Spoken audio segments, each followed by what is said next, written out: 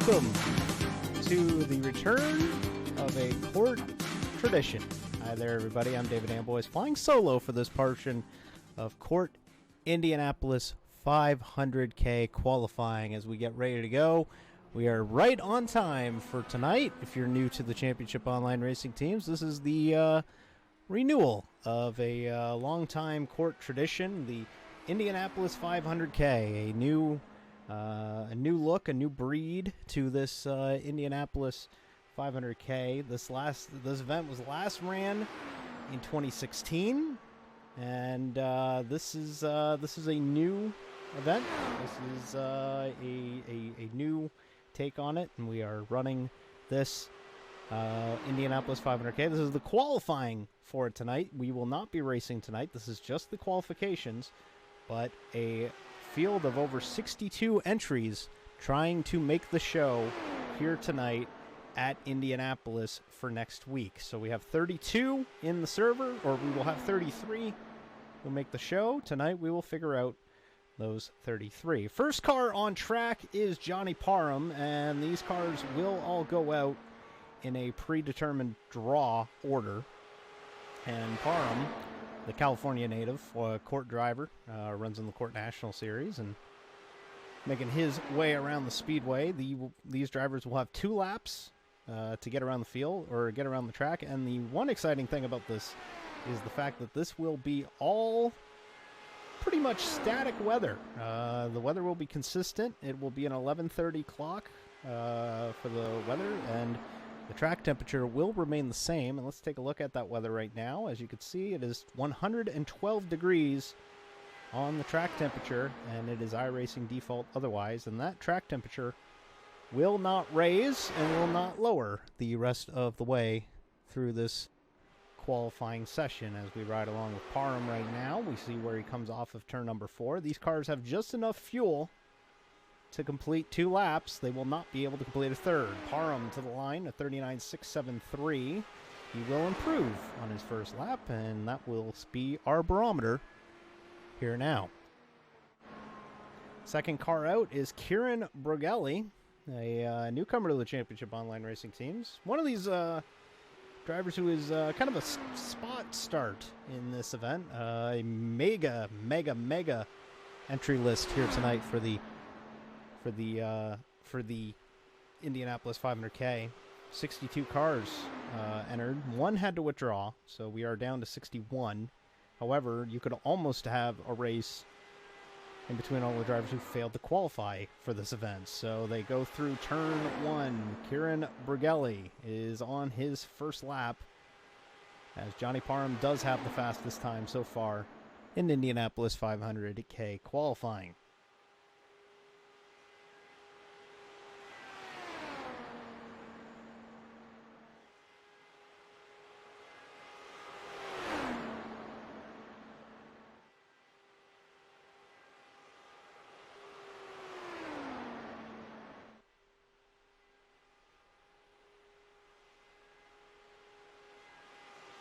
Broghelli to the line, a 39.693 will put him second on the board so far. That is 0.2 slower, or 2 thousandths, or hundredths slower than the 91 of Parem. Broghelli and Parem are currently listed as being the 91 and the 98, and CORT officials have come out and said that those numbers might not be on those cars come race day next Tuesday night. They will figure all of that out once the entry list and once the field of 33 has been set. Broghelli to the line, 39.686. He will go to the top of the board, so or 670 actually at the line. That did just update. 39.670 for Broghelli out there right now. We are a little bit in a holding pattern right now as we wait for the next car to go out on the speedway, and we will see that accordingly whenever that car does come down the pit lane or come out of the pit lane and get rolling. Next car in line is scheduled to be the 3 of Steven Sims. However, the next in line would be the car of Jared Dixon. So we are currently awaiting to see who will be next out on the speedway. Look like it might end up being Keith Black in the 87 at the moment. But in the meantime, we will just hold tight and wait to see who will go out next. When you have 62 cars, it's not exactly quick and easy to keep this train moving when you are waiting on other drivers to jump in.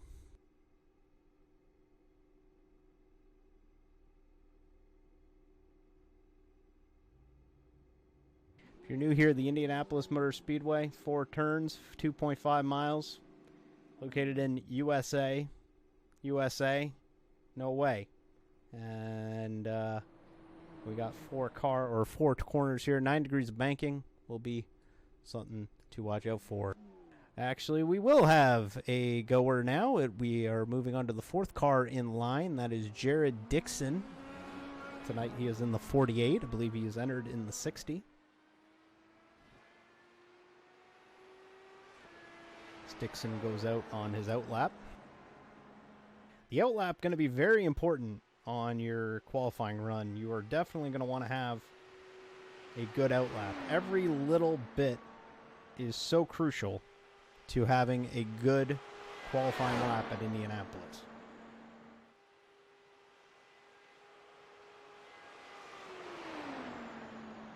Dixon, longtime CORT competitor. He's had a few Premier Series starts. Did not participate in the original CORT Indianapolis 500 or the CORT Training Paints Cup Series, or Training Paints Championship Series, I should say. Got really close to the wall out of turn number 1.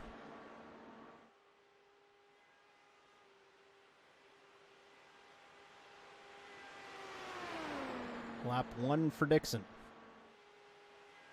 Scheduled to go next would be Keith Black, DeMonte Dotson, Taylor Hayes, Jake Finch, Travis Ellington, and then Justin Rector.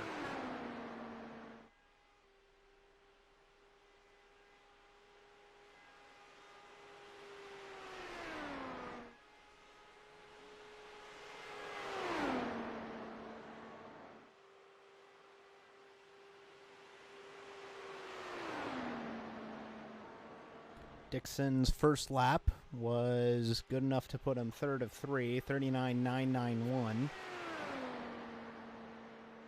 Session is a 3-hour session. However, you may notice that the clock is over 3 hours on our court box here on the left side of the screen. That is due to the fact that if the court administration sees fit, they could extend the session. They choose to do so. Dixon to the line, gets down to the line, and that lap actually slower, a 40.008. So Dixon probably going to be one of the first drivers to request a second run after a disappointing first go of it. Next car out will be Keith Black out on the speedway. He's already on his first lap here. This is typically what's going to happen here with these qualifying runs, is you're going to see a car complete its run, and then we will immediately jump into the next one. That's how it's supposed to be. Keith Black, a newcomer to the Championship Online Racing Teams. He's in his first season, and has mostly been competing in the CORT Tuesday line of events, as he got really tight out of turn number 3 and scrubbed off a lot of speed. So this is probably going to be a disappointing lap for Black. We'll see if he can improve on the second one. First lap, 40.121.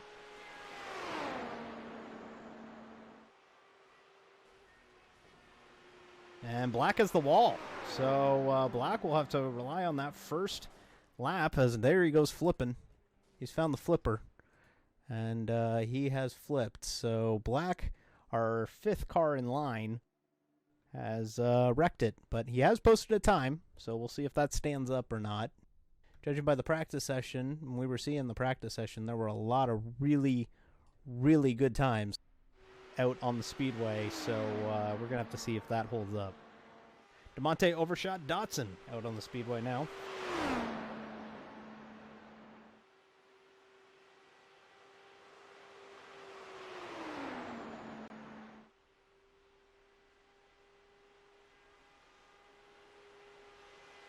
And by the way, I am in the Twitch chat, so if you have any questions or anything, I'm all ears, or eyes, I guess I should say, and would be glad to answer them. If you're new to the Championship Online Racing Teams or the Indianapolis 500K, I participated in darn near every single Indianapolis 500K and CORT Trading Paints Championship Series event when this league had an IndyCar series. People don't believe it.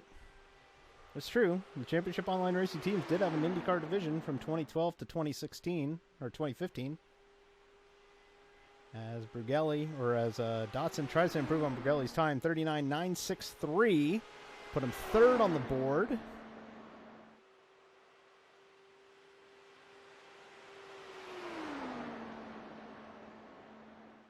The history for the Indianapolis 500K for CORT, well, I mean, we had an IndyCar series, and we had, you know, an IndyCar series, and you got IndyCars. Why not go to Indianapolis? So, kind of modeled it off of the real Indianapolis 500, but we have our own little take on it. It's only 125 laps compared to 200. And that's the cut and drive it. As the Dotson comes to the line, 39.898 will not improve, so Dotson will stay third on the chart. That time by Brughelli appears to be holding up pretty well. As Taylor Hayes now out on the racetrack. Taylor Hayes, a newcomer to the Championship Online Racing Teams, like I said earlier. We're gonna have a lot of spot starters for this Indianapolis 500K. Also, just a heads up, the ticker on the right side, or on the left side of the screen, is not the qualifying order. We will try and communicate what that qualifying order will be for you as we go through this qualifying session. Hayes to the line to complete lap number 1. 39.701. Good opening lap there for Hayes. That'll put him third. This could be a pole threat for Kieran Brughelli, who is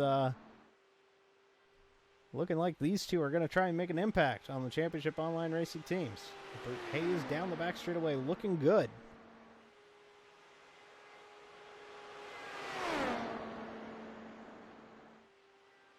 Hayes through turn 4, coming to the line. This will be lap number 2. And he will run a 39.693. Move Hayes to the top of the board. Or no, actually he did not go to the top of the board. He improved, but did not gain a position. So Hayes stays third as Jake Finch in the Coca-Cola entry, the number 8, longtime CORT member, out on track right now with his first lap.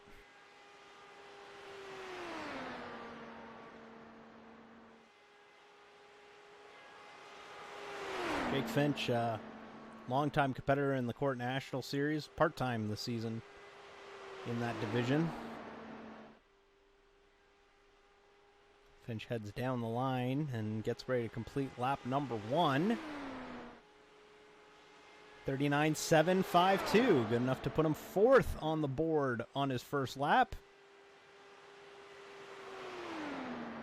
We will see if the second lap will improve his time. Next on the board will be Travis Ellington.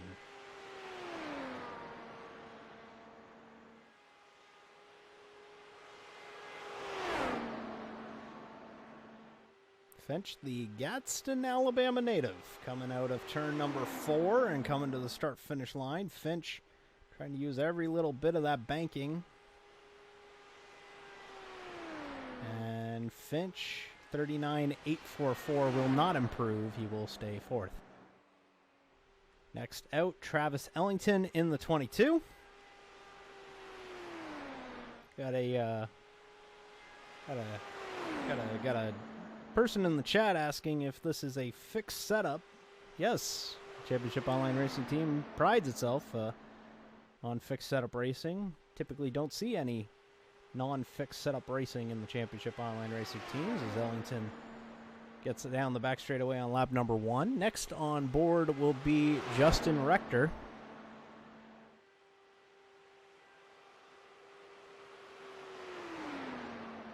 Ellington comes off a 4, comes to the line to complete lap number 1.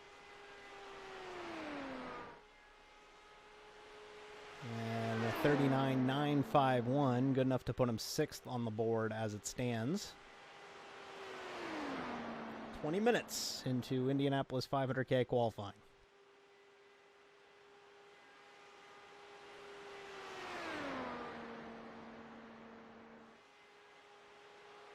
Kieran Bruggelli with a 39.670 is the current fastest time. Travis Ellington out on the speedway right now as the Florida native comes off of turn number 4 and heads toward the line to complete his first lap, or his second lap.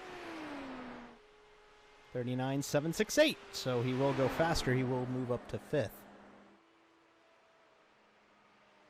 Justin Rector out on the speedway, the 2-time league champion. Was not a CORT league, but he is a 2-time league champion. And is off of turn number 4 and has come to the start-finish line to get his first lap underway. After Justin Rector will be Tony Johns. So if you are trying to set your clock for Tony time, it's just about now. Rector, the former ISDC champion. Sponsored by Genesee Beer and Air Cushion Seat. It beats the seat out of other seats. Through turn number 3, and a very tidy line by Rector, looking like it's on a rail for that 03 machine. Looking real good. That hot rod is flat out flying off of turn number 4, coming to the line. We'll see here, and what happened? He set a time that was good enough for 6th, the 39.837 for Rector. Ooh, really close to eating the Indiana concrete out of turn number 1. Or is it virtual Indiana concrete? I don't know. Seems to change by the day.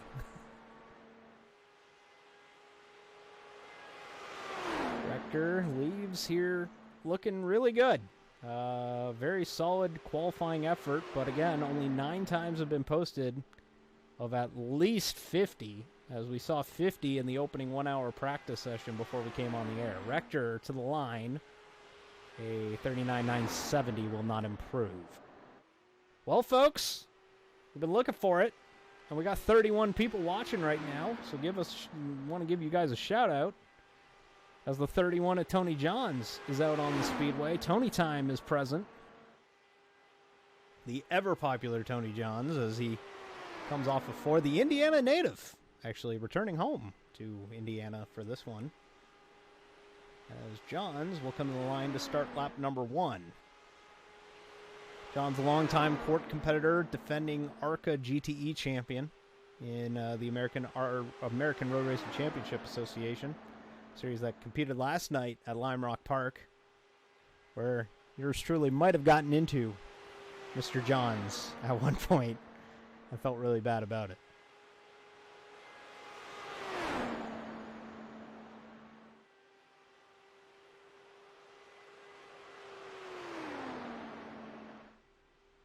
Johns off of 4, coming to the line. And Johns will set a 39.792. That will put him 6th on the board as it stands, as we have hit double digits of cars that have completed a lap in Indianapolis 500K qualifying.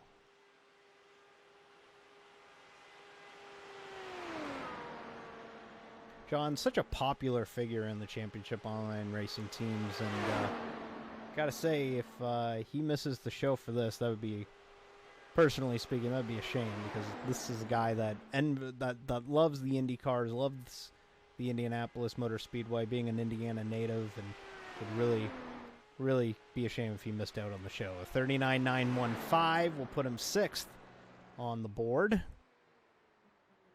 as one of the drivers who might be a threat for the pole, Mitchell Riggs, out on the racetrack.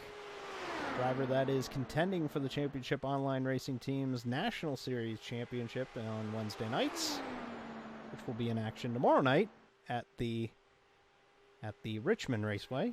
Evan Pasoko and Zane the Bearded One will have the call for you on that one.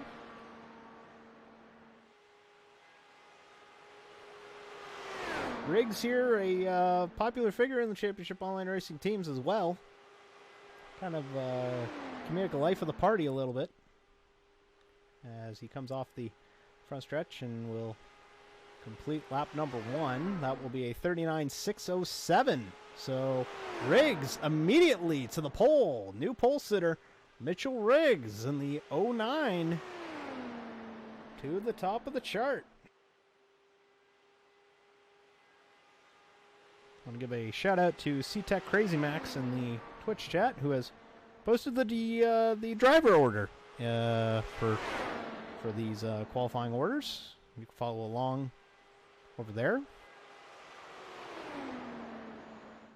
Riggs coming off of 4. Now, we've seen some improvement on lap 2 for some. We'll see if Riggs can improve on lap 2. He will not. A 39.615 will not improve, but it does mean that Riggs will be on the pole if everything stood right now. But here's another challenger for the pole, Johnny Eckert, a longtime CORT competitor. Eckert, one of the best drivers in CORT, period. Has the resume to back it up. 3-time CORT Premier Series champion. Won the Daytona 250 on the stock car side of things. Won multiple road championships in the CORT Drive First Supercars. One of the finest drivers on the Championship Online Racing teams as Eckert looks to complete his first lap here.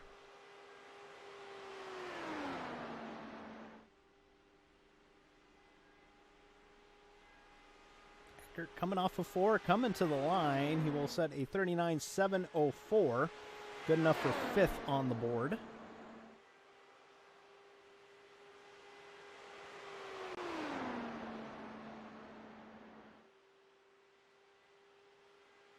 Eckert not going to be able to take advantage of the real world trope of the track cooling down or anything. As mentioned, this track temperature is 112 degrees and it will stay that way. That is how this qualifying session will be ran.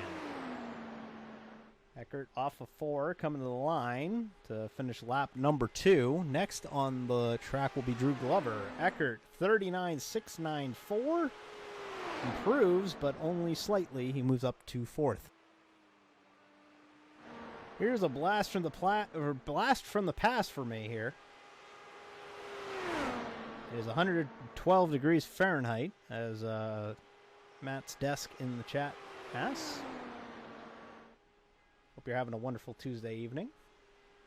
Drew Glover, a driver I used to race with back in the NASCAR Racing 2003 season days. We go way back. Drew Glover, first lap on the Speedway. That is actually not his first time lap. He is coming to his first, or he is on his first lap now. You might see some 50 some odd lap times get put on the chart, and that will be due to the fact that some of these cars are simply pitted behind the start finish line. So they will register a lap time before they complete their first run.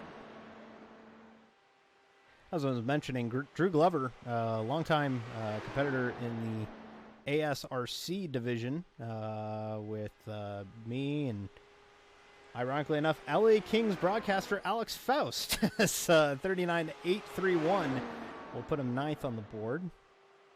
One of the crazier things in my 15-plus years of sim racing is the people you meet and the people that you see. And in the ASRC's sense, my N2K3 league of choice back in the day, the administrator, Alex Faust, is now the voice of the Los Angeles Kings on Fox Sports West. So, one of those things. C'est la vie. In fact, he's recommended to be the replacement for Alex Trebek on Jeopardy! Glover, though, as he completes his run at 39.899, and that is not going to improve. He will stay 9th. Next on the board will be Zane Jackson. And Zane comes to the line to start his first lap. Don't know much about Zane. Not sure. Don't know much about him, to be quite honest with you. Going to be There's going to be some drivers here who I do not quite recognize, but we hope that these guys have some fun here in the Championship Online Racing team.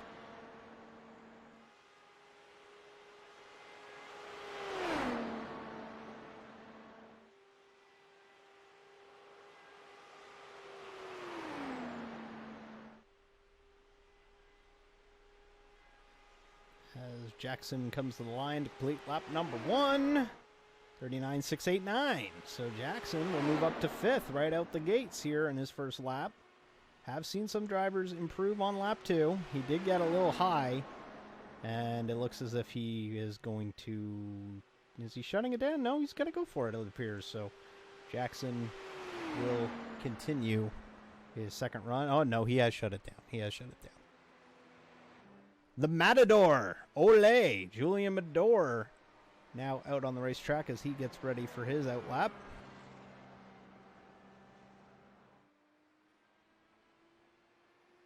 As we will touch base with the driver who is now currently sitting on provisional pole. Mitchell Riggs has joined us here in the commentary booth. And Mitchell, congratulations on that good run. A 39.607 appears to be standing up right now. Take us through your lap.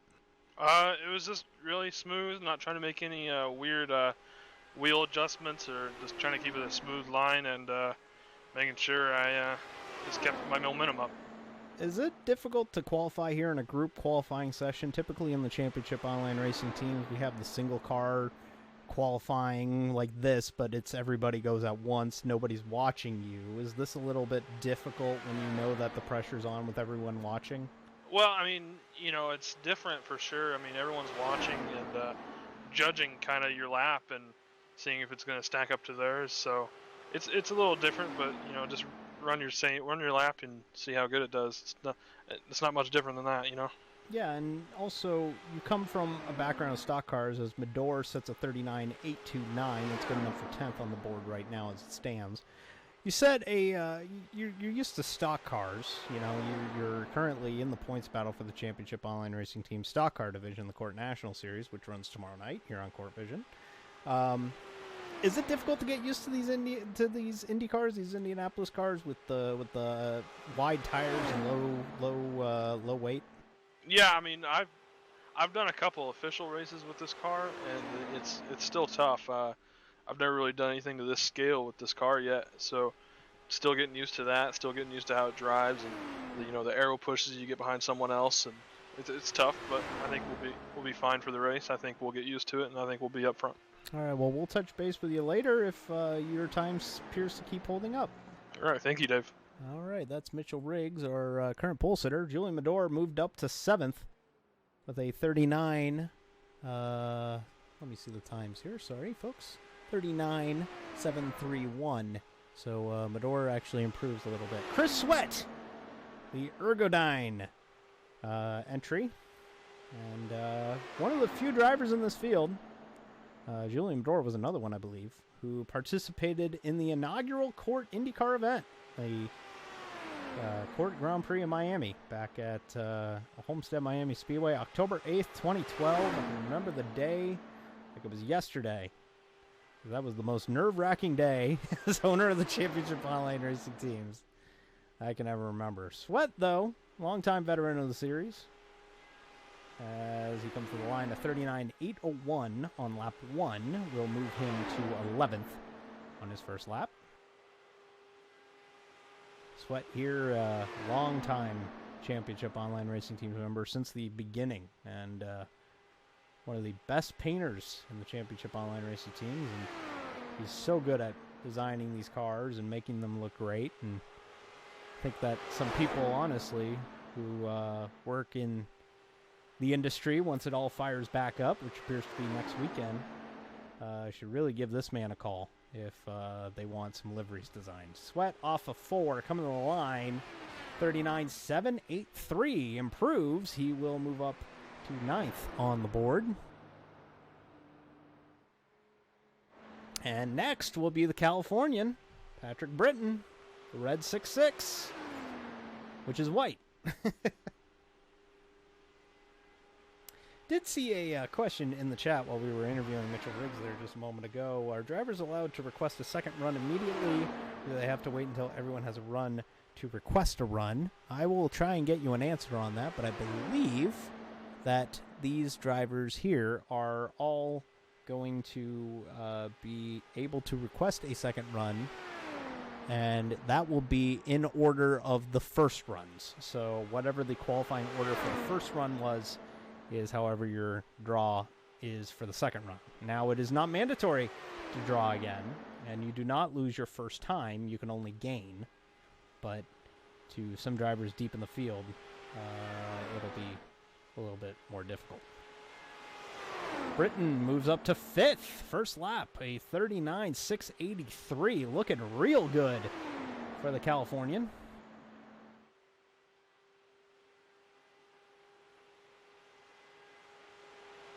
And actually, yeah, I take that back. I believe they,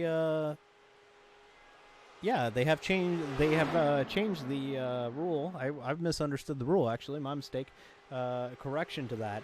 The ruling is first come, first serve for the second run. So we will see a slightly different order for the second runs, but you cannot request a second run before you do your first run.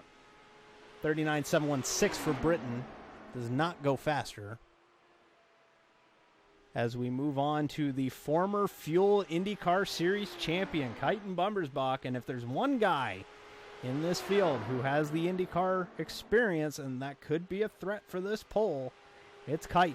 This driver, very good with the open wheels. Very, very good. And is currently trying to not only win the Indianapolis 500K. First of all, he's got to make the show. But secondly, he's in the thick of a really tight court drive for supercars battle with Johnny Eckert and Patrick Lindsey. So those three drivers are going to be battling battling hard for the championship by the end of June, when the A season of the Championship Online Racing Teams wraps up. Bommersbach to the line, 39.690. Great opening lap. It looks to be the same lap time that Parem set. So Bommersbach to 4th on his opening lap, and we have seen drivers improve on lap 2. So hang on, Mitchell Riggs. This pole time might not last. He is on it, to quote the former Indianapolis Motor Speedway track announcer.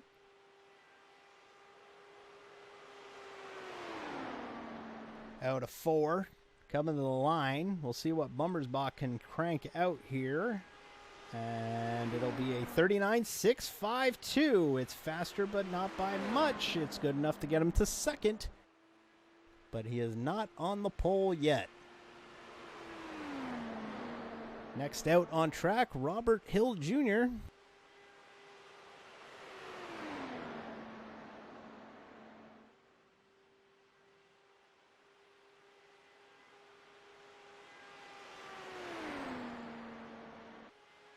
Robert Hill Jr. in the 84 machine. Hill, another longtime competitor of the Championship Online Racing Teams, Canadian, out of the Ottawa area. Hill comes to get the green flag to start his qualifying run. Next in line will be Ryan King, or actually it will not be Ryan King. He vacated his spot. It will be Dillon Gooden next.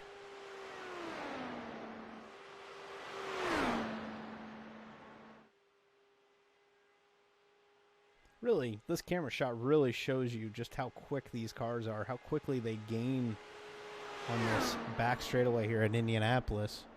Really shows to... Oh, and Hill gets the wall, and he did get a lap in. He finished, or he did qualify 14th, but he is aggressively flipping out of turn number 4.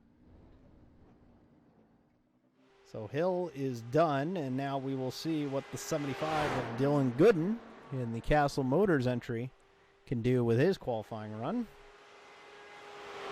Gooden, not a stranger to Indianapolis Motor Speedway, got the win in the CORT Training Paints Cup Series here back in October in the first annual Doug Bowles endorsed Burnout on the Bricks Challenge. A thrilling finish where he had to edge out a victory in between Aaron Bean and Brett Black, I believe. One of the great finishes from the 2019 B CORT season. Many, many great finishes. Uncharacteristically, I think there were 4 or 5 photo finishes in the championship online racing teams one season ago.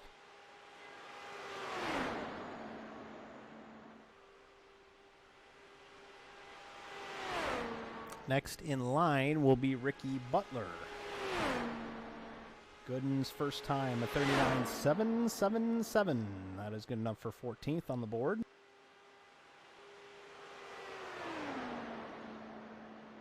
Might have grazed the wall out of 2. We'll see, or out of 1. Doesn't look like he did, so he'll stay in it.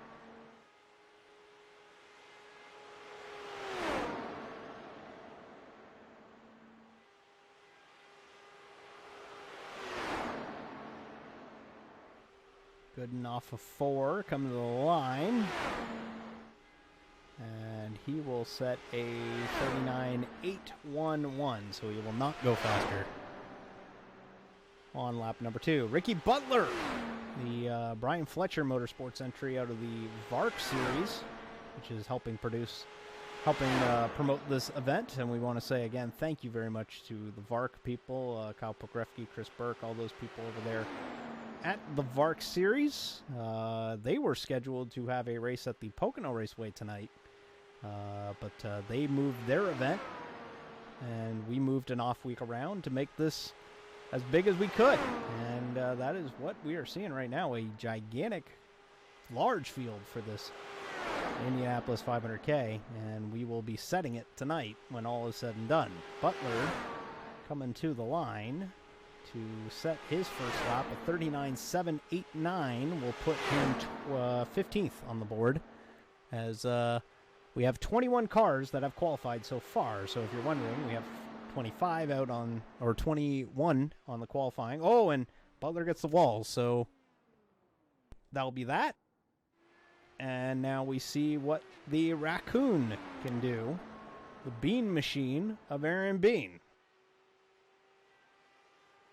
Folks, he loves raccoons as much as he loves the local Tampa economy. As Bean gets ready to go, the series director for the CORT National Series, and one of those drivers that you look at and you go, why doesn't he win more? He runs so consistently, and he runs so well that one day he will have more success in the championship online racing teams. But for now, he's just looking to make the field for the Indianapolis 500K.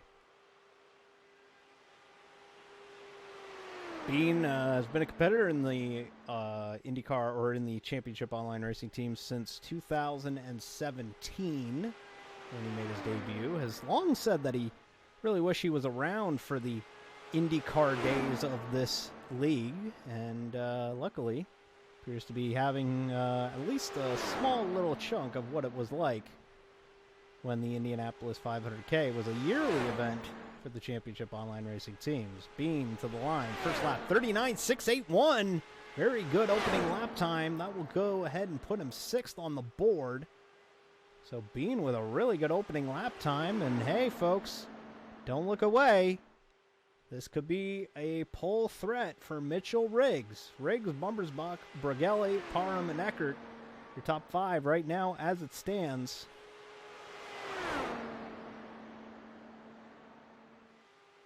Bean is out right now. Next will be Eric Hight, and then Jeff Gross, and then a very popular, what's going to be a very interesting, very fun little run in the next little bit. Bean will move up to 3rd. A 39.663 will be the time for Aaron Bean on his opening run of the qualifying session. Eric Hight out on the speedway now as he starts his first lap, as Hight here in the Kawasaki machine, the number 16.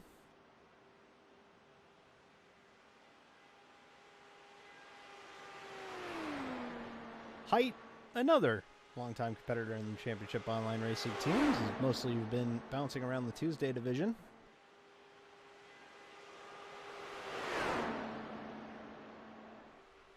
Out of North Carolina, I believe, is Mr. Hight, and as he comes to the line, set his first time at 39.995.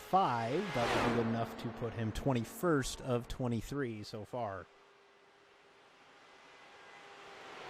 Hearing from the drivers in practice, they were saying that they were looking at possibly a 39.9 not being good enough to make the show. And judging by the 23 or so cars that have made a time so far, have to agree. Whenever we do get a break in the action, I will attempt to show you the current standings in qualifying as it stands. Hight at 39.893, and he will improve one spot to 20th. Next out on track is Jeff Gross. He is from the Sunshine State of Florida. Gross gets ready to go for his opening lap. Oh, and he has wrecked. He has wrecked on his out lap. So Jeff Gross has wrecked, and that will mean that he will have to wait till his turn comes up again in the lineup. So Gross is not going to be able to post a time initially. That will be a storyline for later in this qualifying session. And this right here, folks, is really cool to see. Andrew Hayes, the longtime series director for the CORT Trading Paints Championship Series, returning to the IndyCars and the championship online racing teams. He directed this series from 2012 to 2015, was overseeing the entire operation, and did a fantastic job. Recently made his return to the championship online racing teams after about a 3 or 4 year hiatus where he got married and settled down a little bit. And Andrew Hayes back in a CORT IndyCar at Indianapolis. What a sight. Hayes, one of the greatest administrators that I've ever dealt with. Personally speaking, has been awesome as an administrator, did a fantastic job overseeing this championship series back when it was a series, and has done a fantastic job, and has always said, I really, really wish we could do another one of these. And here we are, bringing it back after a 4-year hiatus. Hayes to the line at 39.845. That's good enough for 20th. We will need to improve on that as history, as it has been seen. He will likely have to improve on that if he wants to be safely in the field with over 40 cars left to go. There, roughly 35, 40 cars left to go.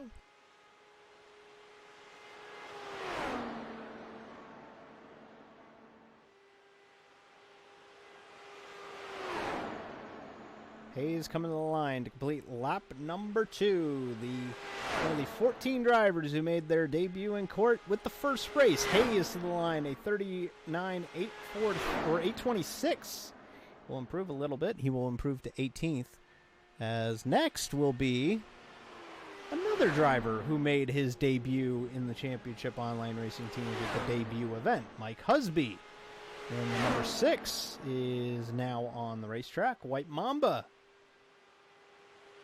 is currently out on the speedway, former CORT champion. I believe he was a champion in these here IndyCars as well. So very, very well versed in the various disciplines of the championship online racing teams. Next on track will be Bryan Schreiber, then Nathaniel Sinacker and John Long.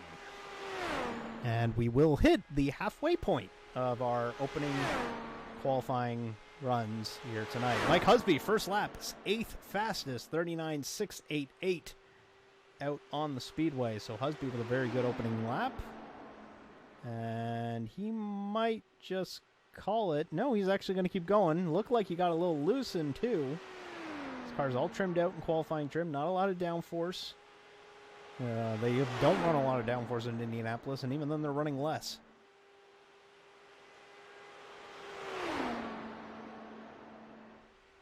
Scheibler, my apologies. Bryan Scheibler will be out on the track next. I've been corrected in the chat. And Husby does not improve on lap number 2. As Bryan Schreiber coming out on the speedway now. I believe he is a competitor over in the VARC division, VARC series. The Costa machine.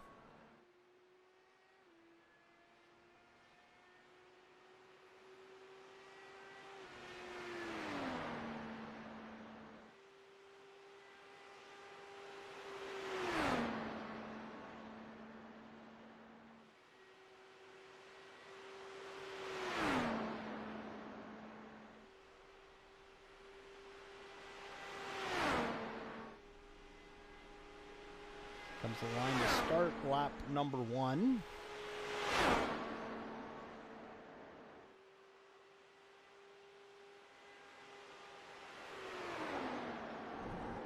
Oh, as Schreiber gets a little loose, he's going to have to get it back gathered around.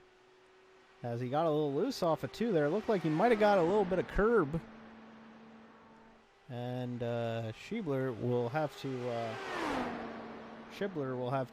regroup there. But we have caught up with the second place man on the board right now, Chiton Bommersbach. Chiton, second place on the board right now. You think that time will stand up and you'll make the show?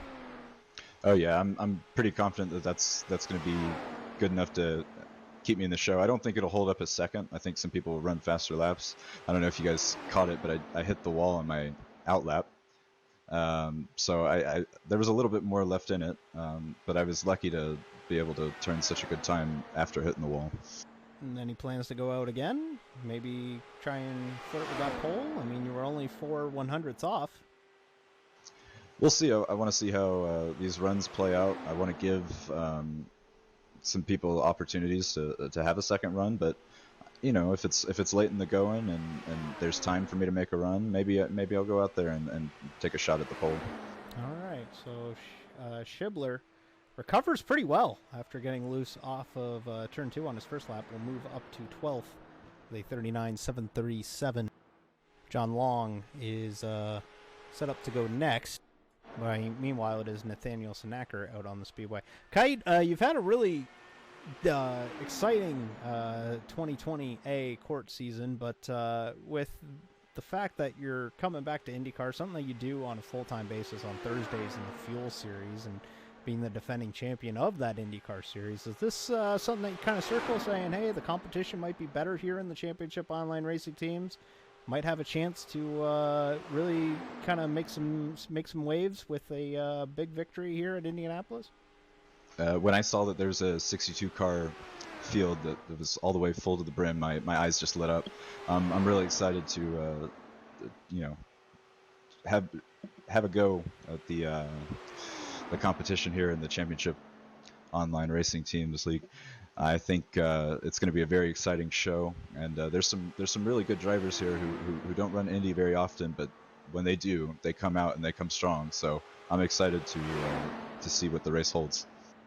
All right, well, Kite, we'll let you get back to your team, and thanks for your time. Thanks, Steve. All right, so that's Chiton Bommersbach. Nathaniel Sinacker out on the speedway. In the Sonax entry, 40.095 on his second lap, and that is only good enough for 26th of 27, so we'll see if he goes out again. John Long in the 54 entry, out on his first lap now.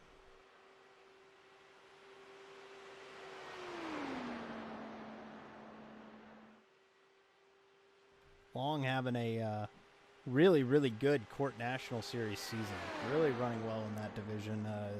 It's been in the top 5 in points for most of that season, and has really, really looked to improve on his times here.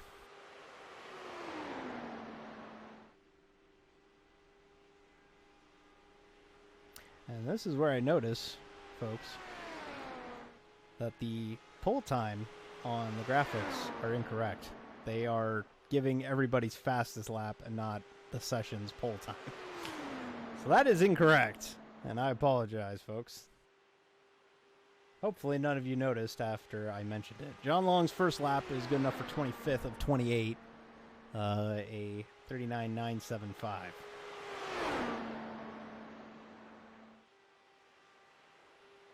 Next on the list will be Patrick Lindsey, Stephen Taylor, and James Gutta, the next three on the list.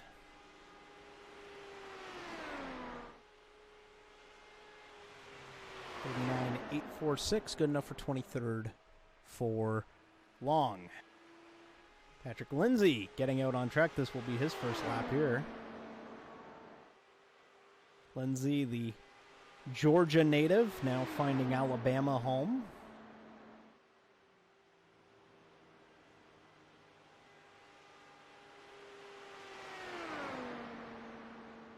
The road course specialist, but has found a lot of success in the Wednesday division of the Championship Online Racing Teams, the CORT National Series, and has had some success there. One victory back in Las Vegas, and I believe 2018 B. Was not around for the initial Trading Paints Championship Series. Lindsey to the line, 39.855. That will put him 24th. And again, Stephen Taylor, James Gutta, Tyler Tucker, Alex Boffley, and Kyle Pokrovsky will be the next five out on the speedway.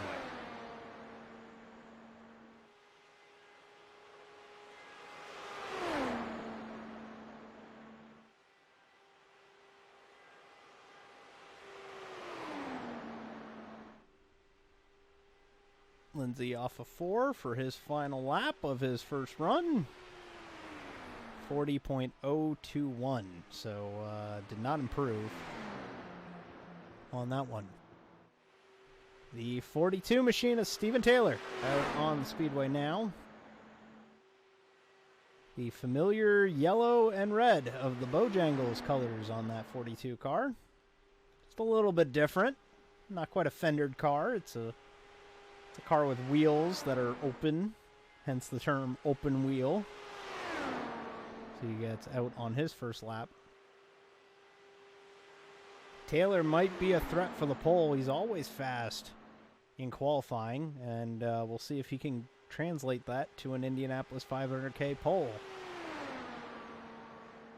Again, if you're just tuning in, welcome to CORT Indianapolis 500K qualifying. We're about an hour in. David Amboys flying solo here in the booth with you here on CORT Vision, and we're happy to have you with us. Mitchell Riggs is our current pole sitter as it stands through 29 cars. This is the 30th going right now. Stephen Taylor, a 39.933 is good enough to put him 27th on the board. So we'll see if Taylor can surely improve from that. A superstar field, huge field, over 50 cars going to be attempting for this Indianapolis 500K. As we wrap up this qualifying session, scheduled for 11 p.m., but we will see. I don't think they will push it back, but we will see if they do, if they need to, or if not.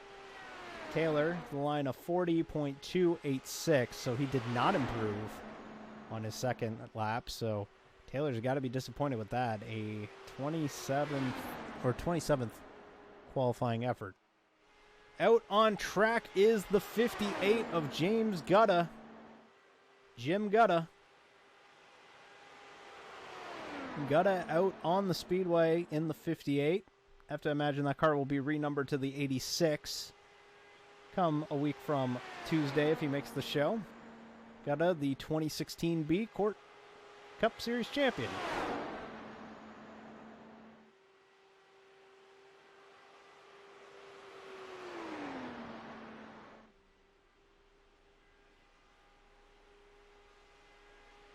I believe, made the round of 3 in the Drive First National Division one season ago. 39.806 for Gutta on his first lap. We'll see if he can improve on lap number 2.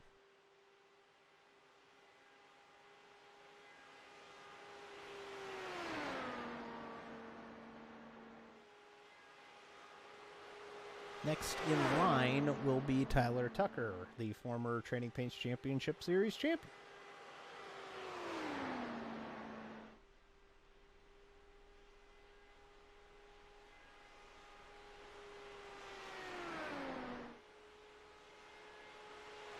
13th for Gutta, a 39.750. Move him to 13th on the board out of the 31 who are currently taking time. He wanted a 13, but we drew 31. Tyler Tucker in the 55, the Gallagher entry, is out on track now, and this is a threat for the pole anytime the Indy cars are involved. Granted, it's been a couple years since he's driven them in the championship online racing teams, but Tucker, a former champion of this series, back when it was a series.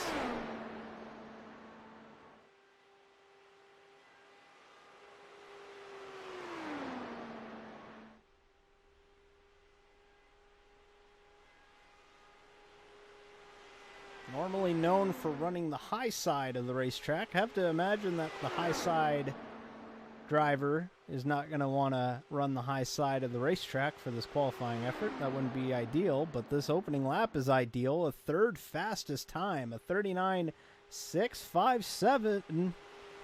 Hold your horses. We might have a pole time here coming.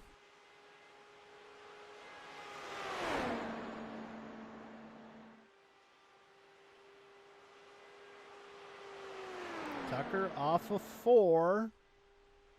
We will see. He's 5/100ths off. 39.717 does not improve. Tucker will sit third. And here's the driver who won the first ever CORT race, Alex Boffoli, in the 08.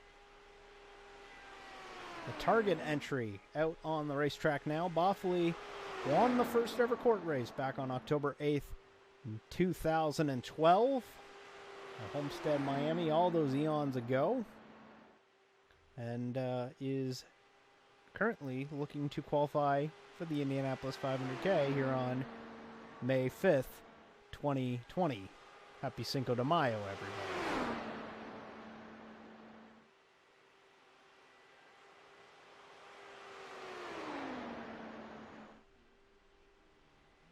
Boffoli comes to the line to complete lap number 1. And a 39.950 will put him 29th of 33 as it stands at the moment. And right now, we will now start seeing drivers fall out of the starting field. I will try my best to keep abreast as to who is making the show and who is not as it stands as we get times in. And this is where it gets heart-wrenching. Boffoli off of 4, coming to the line. We'll see if he can improve on lap number 2. He will, a 39.878 will bump him 2 spots up to 27th. Next out on the racetrack will be the number 77 of Kyle Pokrovsky, the admin of the VARC series. And a longtime CORT competitor before that. Still competes on the Monday side of the championship online racing teams, as his first lap is getting underway now.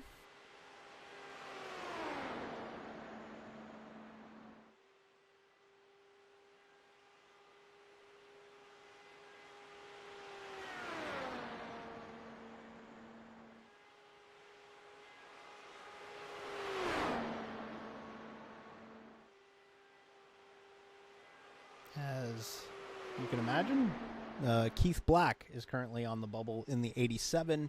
He ran a 40.121, and Pokrovsky will absolutely bump himself into the field.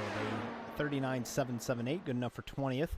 That moves Keith Black out of the field.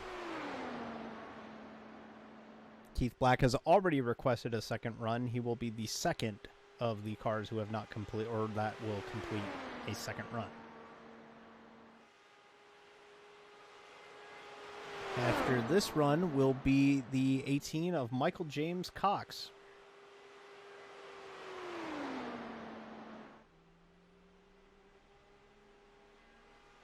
Grefke coming off of 4, coming to the line. We'll see if he improves. He will not. A 39.875, so he will stand up on his 39.778. That will be good enough for 20th. And here comes the 18, Michael James Cox. Spot entry here in this Championship Online Racing Teams, Indianapolis 500K.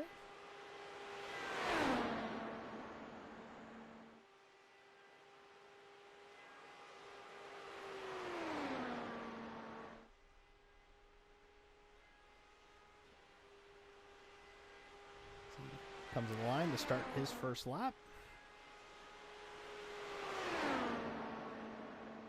35th car to set a time as starts his first lap here. Oh, and looks like he might have gotten the wall off of turn number 2 that time by as he comes down the back straightaway. Might have glanced it just a little bit.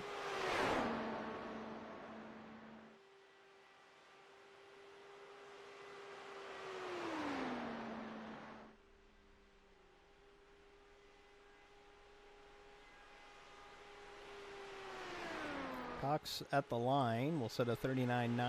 That's good enough for 31st in the field. Ooh, and Cox almost hits the wall off of turn number 1 that time. It's so tough. You get out of the groove just a little bit, and you will be in deep trouble. As Cox appears to also get out of the groove in turn 2 that time, so this is probably not going to be a faster lap time than the first lap for Cox.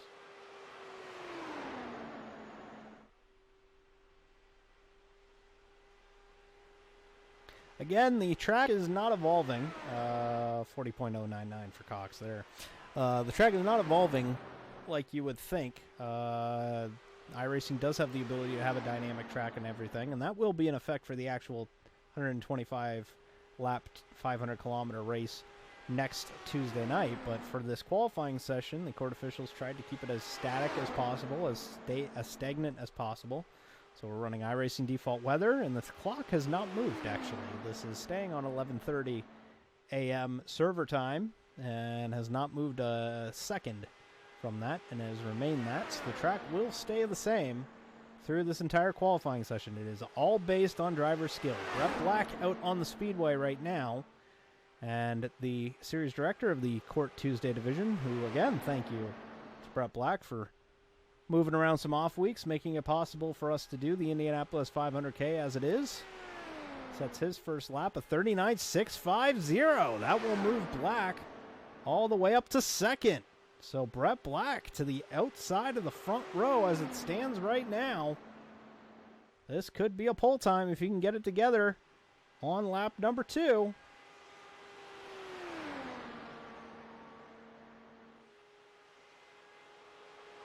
Black with a really good run through 3. Can he complete it in 4? Looking good there too. Could Brett Black take the pole from Mitchell Riggs? He is the 37th or 36th car to go out. 39.745. He will not go faster, but he will sit second. So a very, very good time for Brett Black in the Driven to Save Lives entry, and will sit second on the board. And Andrew Hess now out on the speedway. Longtime court competitor, taking a step back this season, but came back for the Indianapolis 500K, ran the Finish the Fight 400 last Wednesday night as well. Fortunately, involved in an accident there late, derailed his run, was running in the top 10 for most of that event, ended up finishing 31st. Of course, he's got to make the show here, and Hess's prowess in the IndyCar division of Court when it was around was pretty well known. So we'll see if Hess can rekindle that and have a good qualifying run here as he comes to the line. Complete lap number 1, 39.693. That's another good time for Hess. That will put him 13th on the board. We'll see if he improves on lap number 2. As the times are starting to fall, Michael James Cox moves to the bubble. Steven Taylor is second off the bubble. He is 34th. Dixon 35th in the 48. Nathaniel Sinacker 36th. Keith Black 37th.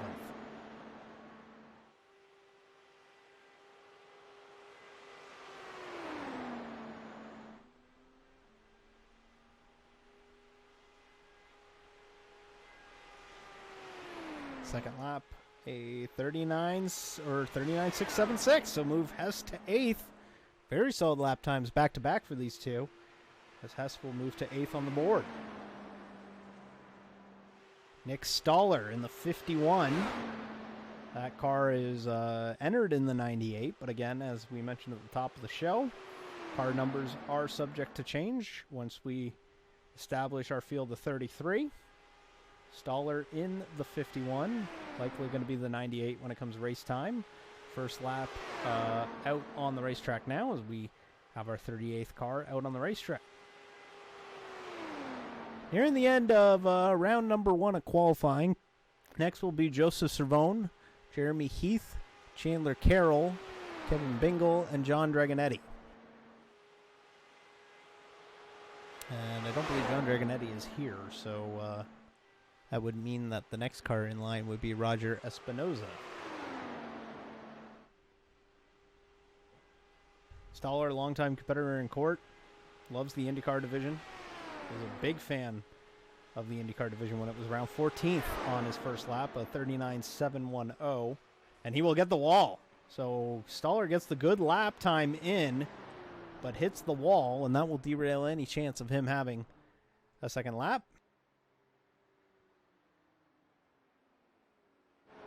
So here comes Joseph Cervone, the Long Island native, out of Long Island, which is where he is a native to, out on the speedway to get his qualifying run going. A long time, or was a competitor in the CORT IndyCar division when it was around. Cervone gets ready to start his first lap of qualifying. Cervone was a winner in the IndyCar division when it was around in CORT. And, oh, wow, a really committed turn number 1 for Cervone. Lucky to not hit the wall there, but Cervone, I don't believe he got it. I believe he stayed off the wall. So a very committed turn number 1 for Cervone, the 39th car to go out here tonight. DeMonte Dotson is on the bubble.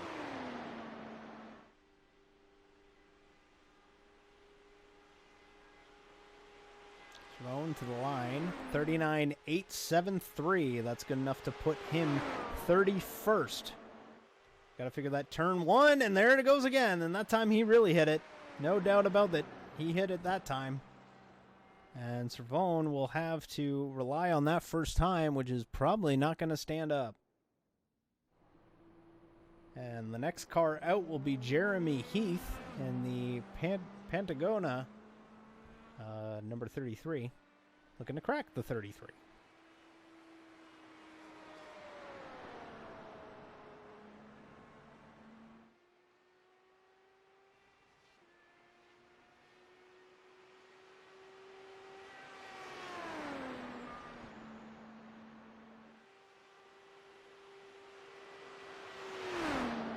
Heath will be followed by Chandler Carroll, Kevin Bingle, Roger Espinoza, and Mason Dunn, as it stands as far as names in the server and whatnot. Heath starts lap number 1.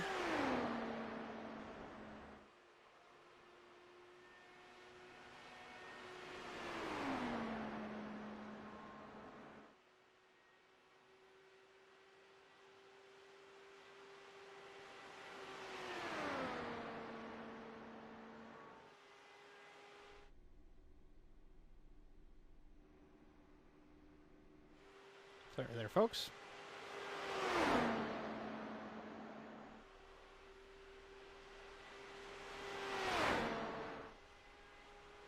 Heath comes to set his first time, 40.573. That will actually put him dead last, 40th of 40. And, ooh, he got really close to the wall that time. So difficult to qualify here for the championship online racing teams, and the pressure's on. You got all these drivers watching, and it is very difficult to get a time in when you want to have a good time.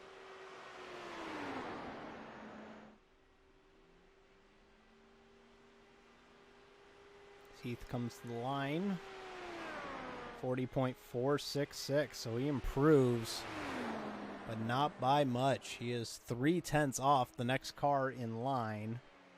So Heath is going to have to find some speed if he's going to make the show. Chandler Carroll out on the speedway.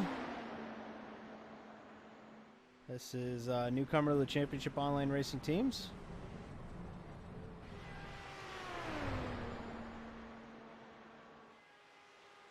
And again, folks, if you got any questions about the action that you're seeing, anything that you got any concerns about or questions about or whatever, we are available. I'm watching the chat, and if you guys got any questions about anything, if you're wondering how many cars have requested a second run or anything of that nature, I am privy to those I am privy to those informations if you're looking for them. Carroll's first lap, 39.920, good enough for 36th.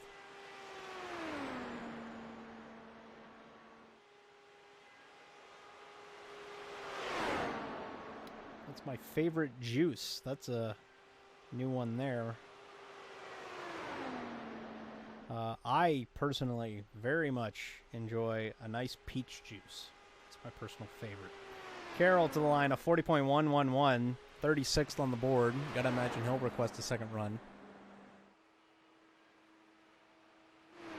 As Kevin Bingle out on track now. The Memphis native is the 42nd of our drivers to go out.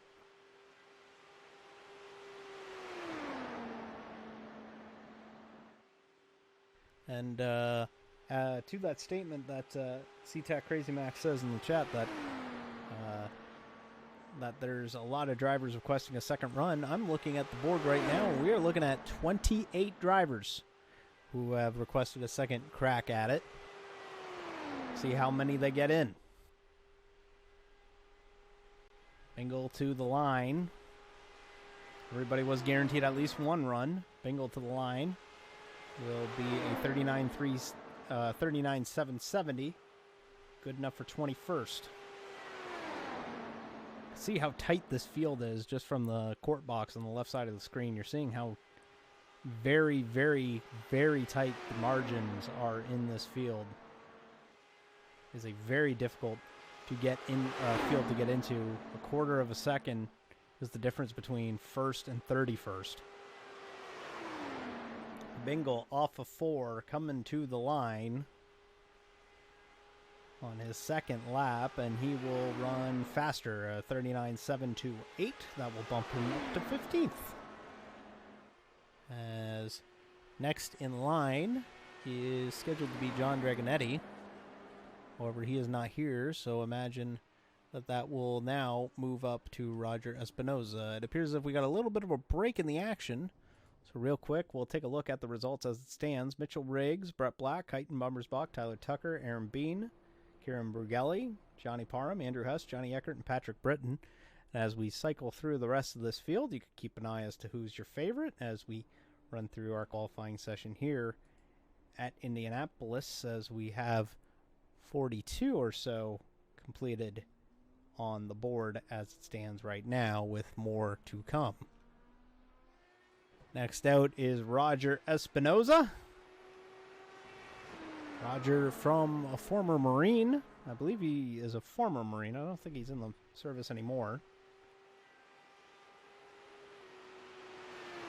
We will see what kind of lap time he can crank out. Again, the time to beat. Mitchell Riggs, a 39.607. He was the 12th car to go out on the speedway as it stood right now. And we'll have to see if that will stand up at least through the first run of qualifying. We'll see here, and that's what's going to be interesting about the second run of qualifying, is you're going to see drivers who will either try and go out to improve their time to try and go for the pole, and that will interfere with the drivers who are trying to make the show, who are trying to make 33rd. So this is where the interesting chess game begins. Espinoza, the 43rd entry to make a start or make a run. We still have, on top of that, 1, 2, 3, 4, 5, 6, 7, 8, 9, 10, 11, 12, 13 entries that are still yet to make a run. So we're looking at about 56 entries here. Espinoza off of 4, completed his first lap of 40.010. It is 40th fastest for Espinoza. More and more proof that this is going to be a very difficult field to crack. Espinoza's been running in the CORT Monday division, the road course division.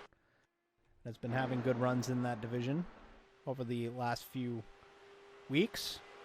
Been gaining experience, and this might not net him a starting spot for next Tuesday, but I think he'll get a lot of experience out of how to handle the situation in the future if it were to happen again. A 40.178, not faster on his second lap. That is still only going to stand up for 40th on the charts. Mason Dunn, the late model tire slinging, nut turning, bolt turning, wrestling fan watching North Carolinian in the 21 machine, out 44th on the racetrack now as he starts his first lap.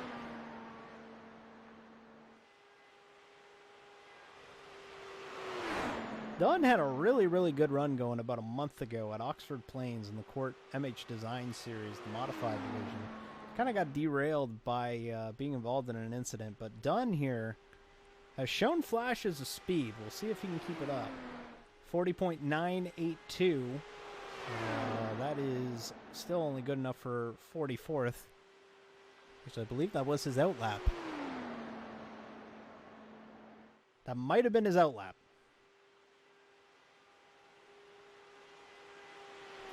Actually, I believe that was his first lap. He is about half a second, exactly half a second off of the next car in line. So Dunn going to try and regroup. Lap number 2.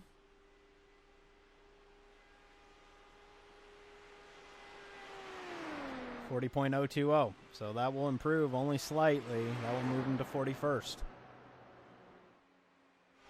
Brandon Ward, the recent winner of the CORT Finish the Fight 400. If you aren't familiar with the Finish the Fight 400, it is a race in the Championship Online Racing Teams National Division, our premier division of the Championship Online Racing Teams, where raised a lot of money for various causes. Brandon Ward had the Alzheimer's Association on his car last Wednesday night on his way to the victory in the event at Fontana's Auto Club Speedway. To hold off Mitchell Riggs and Jordan Erickson in an exciting three-way battle to the line to determine that one. And Brandon Ward got the W there. Going to parlay that into a good qualifying run. First lap, 39.662, good enough for 5th. So move Ward to 5th on the board.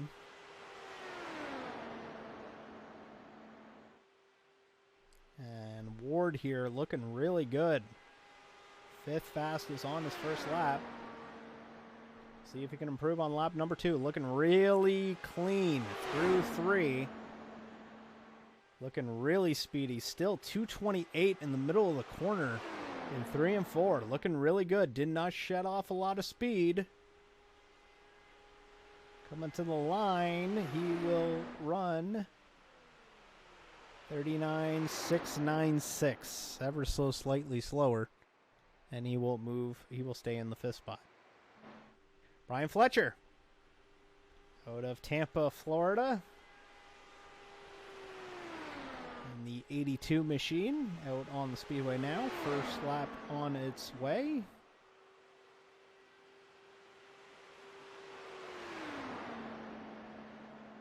Fletcher made a recent appearance on the Championship Online Racing Teams on an event a few weeks ago at the Talladega Superspeedway. Took part in the Alabama Pride Dual 100s.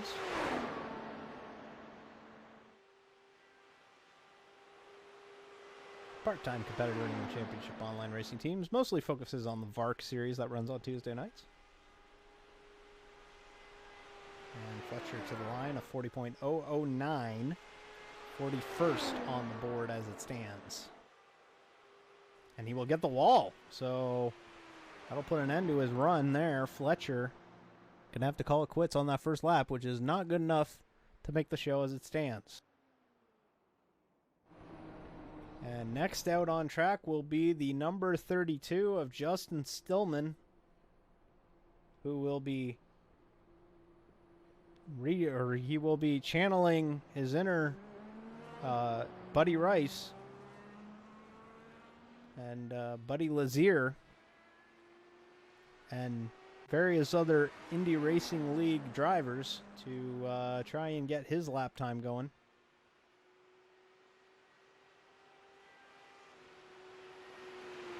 Big moment for Justin Stillman, making his IndyCar debut in the Championship Online Racing teams here. The Central New York native lives within a stone's throw of the Watkins Glen International Road Course out there, as he comes to the line to start lap number 1. Is the 47th car to go.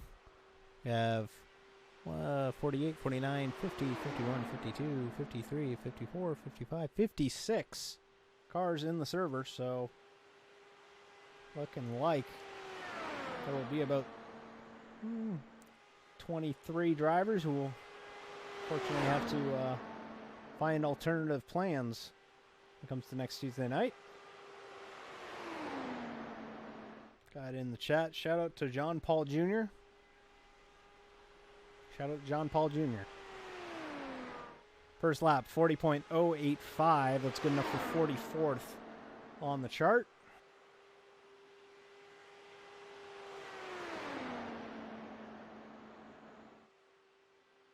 Stillman trying to generate some sort of speed. He's going to need to gain about half a second if he wants to flirt with the pole here.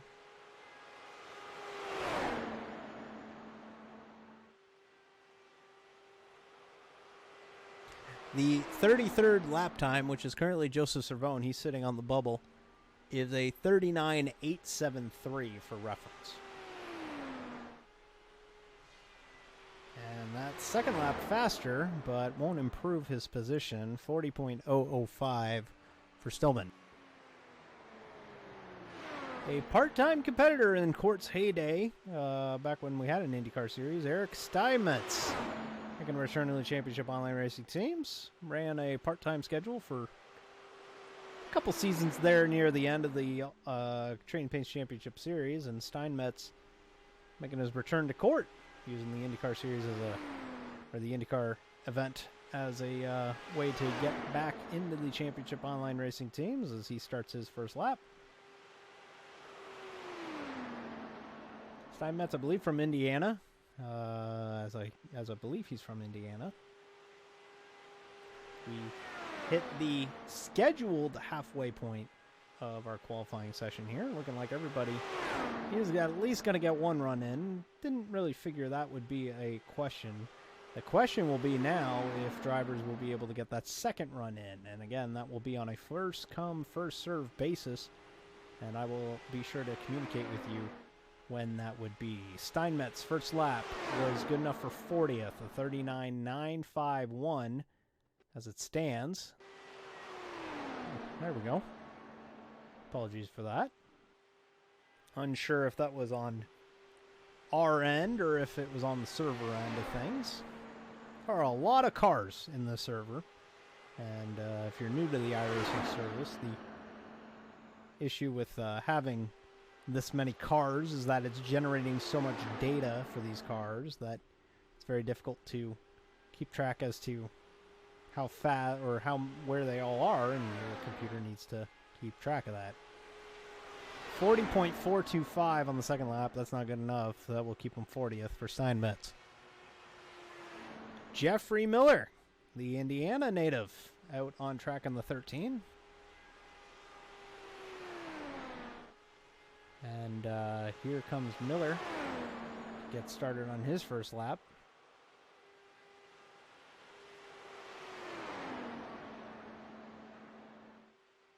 So Miller's is the 49th of about 56 cars that have still got to go out.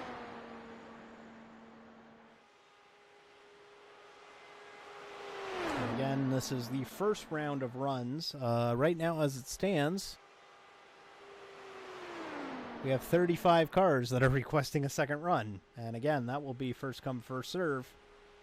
And we'll see how that works out for those drivers who have unfortunately had a later draw.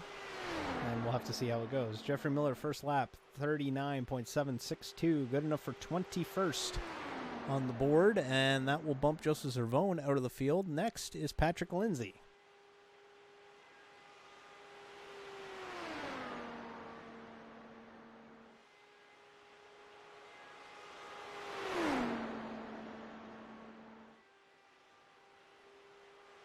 Miller looking good out of 4. We'll see what kind of time he can turn on lap number 2. Comes to the line.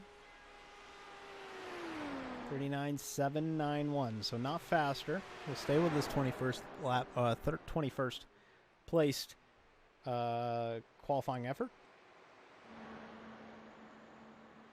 And Davis Warren out on track.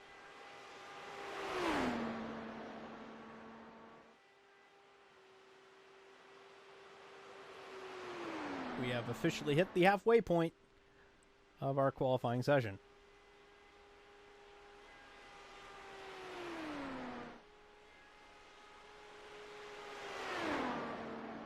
Davis starts his opening lap as the 50th car to go out on track. This is the largest field to attempt for a CORT Indianapolis 500K. The previous largest was, I believe, 42, who were attempting for 33 spots in 2014B.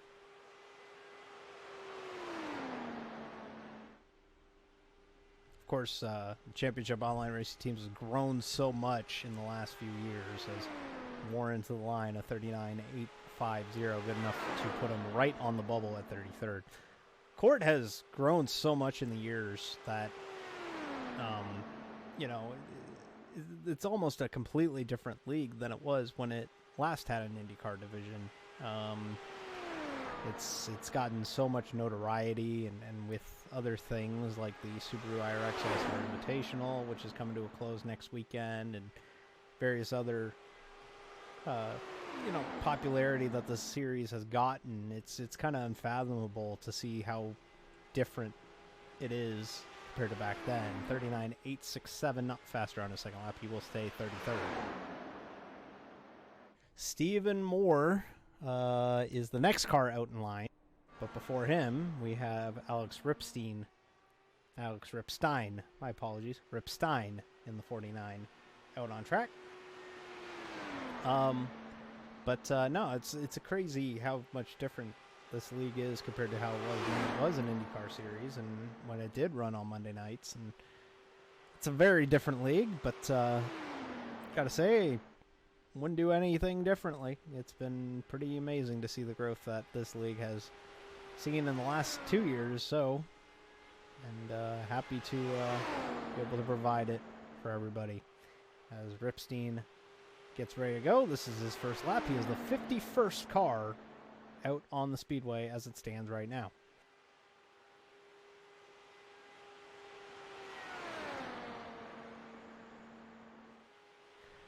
Current driver on the bubble, Davis Warren. We just saw him. He set the qualifying time just a moment ago. The next car on the bubble after him, if Alex Ripstein were to go above 33rd, would be John Long in the 54. He ran a 39.846. So you're going to start seeing these times start to fall. 39.841. That will put Ripstein 32nd. That will put Davis Warren out of the field. And, oh, Ripstein is flying. Oh, Nelly. There he goes. He has wrecked it. He is on his roof. He's on the nose cone. Thank goodness for the canopy, preventing his head from bumping all over there. And we will now move on to Stephen Moore. This could be a dark horse for the pole here. Stephen Moore, very, very quick in official races.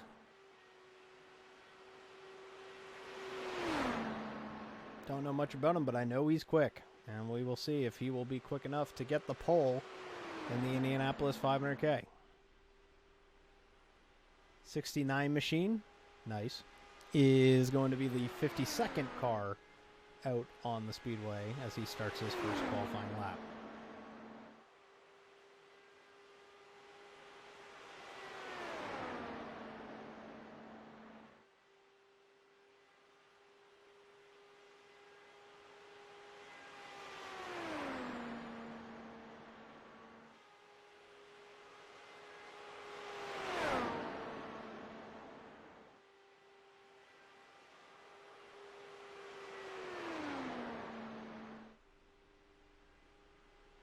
Moore off a 4. That rhymed. Coming to the line, and that will be a 39.703. So move Moore to 12th.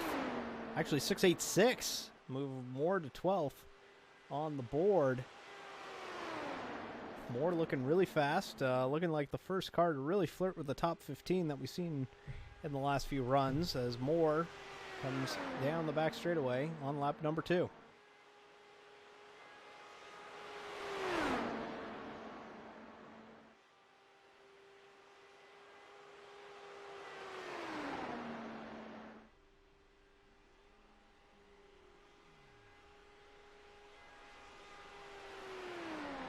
$39.648. He's faster. That will move him to 7th. So Moore moves to 7th on the board. Next will be Josh Van Cleef in the Trading Paints entry.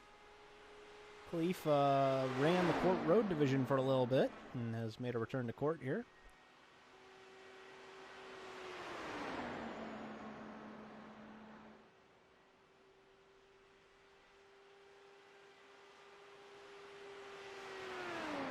Next car on the bubble is the 49 of Alex Ripstein.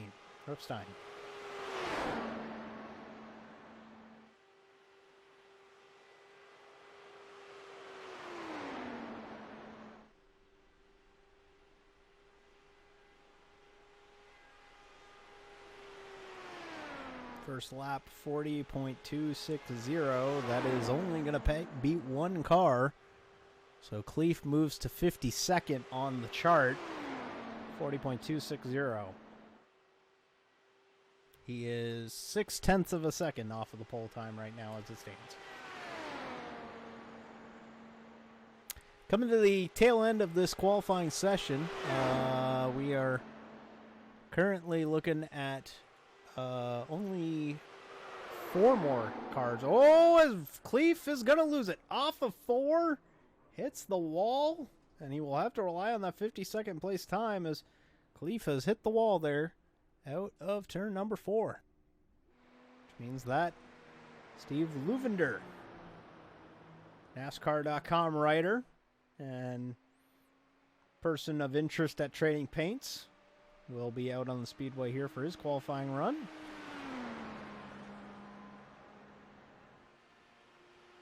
Steve, long-time competitor in CORT, was actually a part of CORT's first season back in 2012 in the stock car division, and been a long-time supporter of this league, and for that I'm always thankful for that, and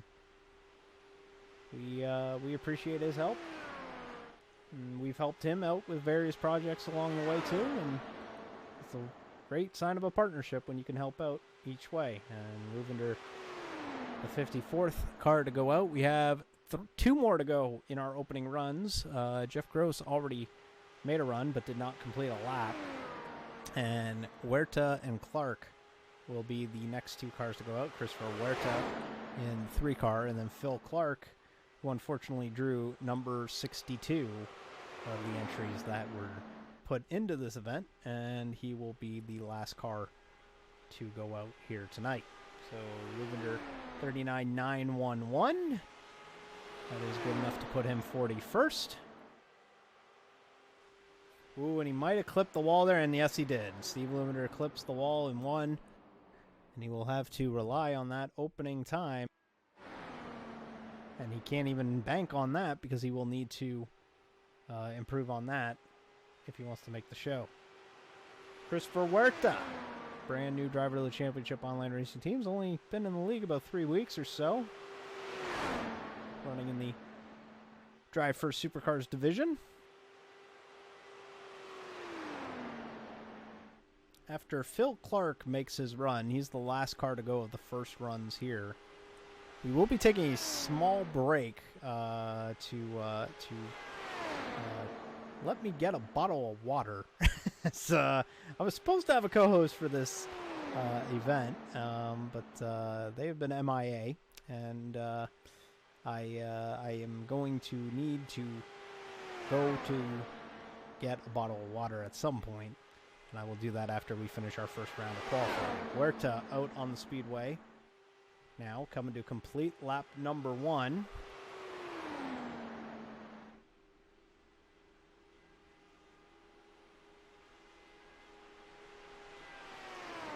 Huerta 39.783. Good lap there. Is good enough to put him 28th. He's in the show. That'll bump out Alex Ripstein. Justin Rector is now on the bubble.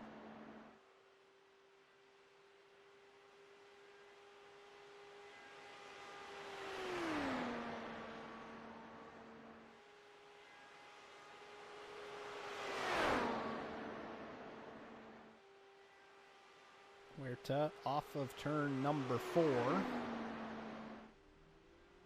to see what kind of time he could turn here. Huerta coming to the line.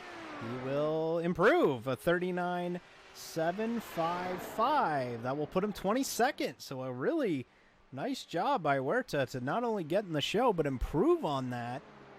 And Huerta sits 22nd. Last car on the entry list, the man who drew number 62 and has had to sit for over an hour and a half to get his qualifying run in. He has been the most patient man in Indianapolis. Phil Clark out on the speedway. IndyCar driver. I believe he ran a little bit of Training Paints Championship Series events back before it went away, as he will be the 56th and final driver to set a time here of the 57 who attempted an opening lap or opening run. And again, we will not be going anywhere. We're not done after this. We still got second runs coming, but we will be taking a small break after this run of Phil Clark to get a bottle of water.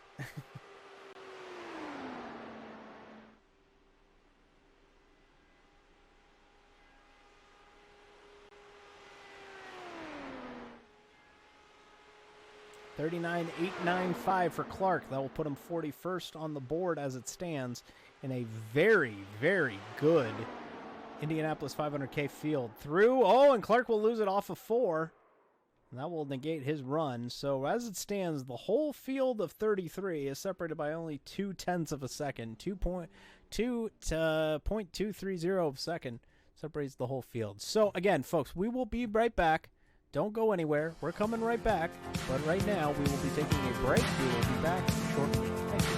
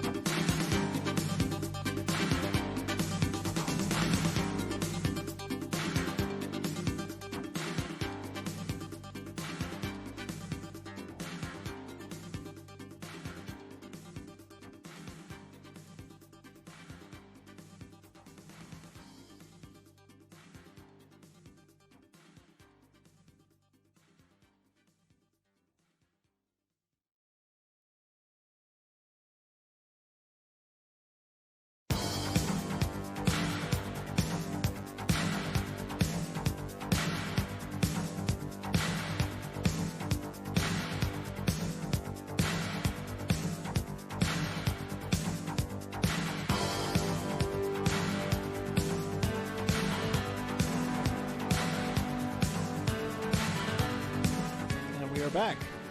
Hi there, folks. David Amboys here with CORT Indianapolis 500K qualifying here on CORT Vision. We are on to our second runs as we will now move on to run number 2 for Keith Black. He's looking to improve from run number 1, which was only good enough to put him 54th. Black again looking to try and make the show. Never participated in the original Train Paints Championship Series. First lap, 39.829. So he will bump himself into the show. That will bump out the number 03 of Justin Rector. So Black in, Rector out, and he will call it a day on that first lap, it appears. Hell, he's going to keep in it, but this will not be faster. But Black is in the show. Next on the list will be Jared Dixon. We missed one run. Kieran Brugeli did go back out, and he did not go faster. He stayed in the 8th spot. Black will be slower on his second lap, a 40.663. That will bump, but the damage is done. He has moved himself into the field, 32nd as it stands. Jared Dixon out on the speedway. He is the next car to go out.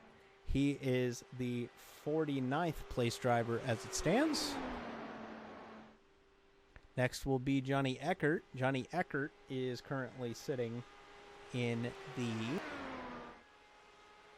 11th spot. Dixon improves on run number 1 or run number 2, but he gets the wall. 39th will be his lap time, and that's going to be it for Dixon.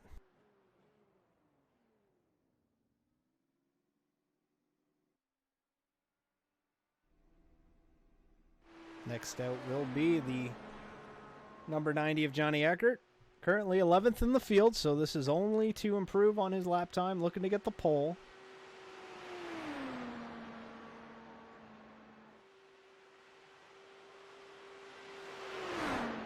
As it stands, there's about a minute 13 remaining. I know the clock says 2 hours, but that was done just in case everything went haywire and court administration can end a session before they can start a session. Eckert's first lap out now. See what kind of time Eckert can crank out here. He is currently 11th. No danger to fall out of the field. As it has been mentioned in the chat, if a driver takes a second run, do they have to forfeit the first? No, that is not how we do it here in the Indianapolis 500K, just out of convenience sake to the administration and just to make things a little bit easier. You do not vacate your run if you choose to go back out. Eckert, first laps, 39.680. 697, so he's 200 slower on that first run. We will see if he bothers to do lap number 2. Looks like he will. We have seen drivers go faster on lap number 2 than we have seen on lap number 1, so it's not out of the ordinary to see. As Eckert goes through 3, comes through 4, we'll see what kind of time he can crank out. The former 3-time CORT Premier Series champion comes to the line. We will see. He will run a 39.640. Eckert moves to second. So move the 90 to second. Great lap for Eckert. Nice gain. And we'll get that second spot on the charts. That will bump Brett Black down. And more importantly, that will bump Justin Rector out of the field. Drew Glover is now on the bubble As a matter of fact, Drew Glover out on the racetrack. He is 33rd as it stands, so he is working to get himself off of that bubble.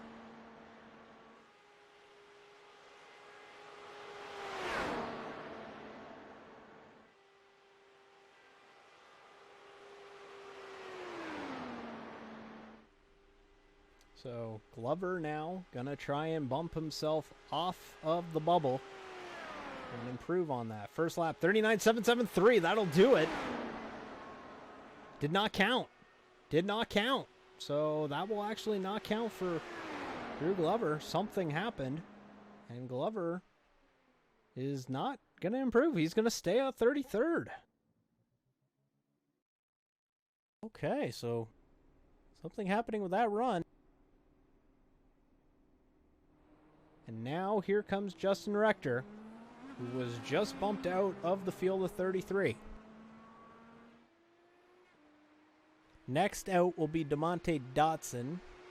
He is sitting 44th. And then Julian Medor will be next after that. Julian Medor sits 18th. So looking at a couple drivers here trying to bump their way back in, and then we're going to have a driver who is working his way back into the field, or who is trying to improve his position in the field. And as we mentioned, you can't lose your spot in the 33 unless you commit a penalty of some sorts. So here comes Rector to start his first lap.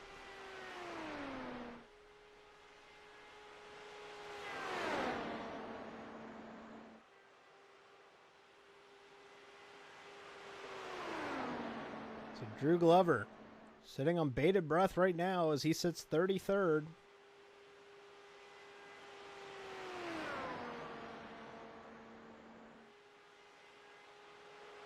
I wonder if Rector can improve on his time. A 39.837. The bump time is a 39.831. He needs to find literally 6 1,000ths of a second. You cannot even blink in 6 1,000ths in a second. 39.988. Not faster on his first lap. And he hits the wall. So Rector spins it in two, and this is now it's cause for concern for Rector. He might not make the show. With the amount of limited spots in this field, he does not improve. DeMonte Dotson is out now. Then afterwards will be Julian Medor, and we will be catching up with the driver who qualified second as it stands right now after DeMonte Dotson's run. He is 44th fastest, looking to improve. He will have to do some digging on that, though. He will have to improve to the tune of... We'll have to improve to the tune of, about 7/100ths of a second.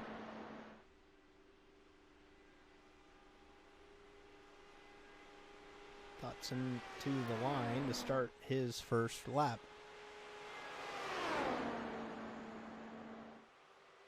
Dotson trying to make show. Chris Sweat Racing entry.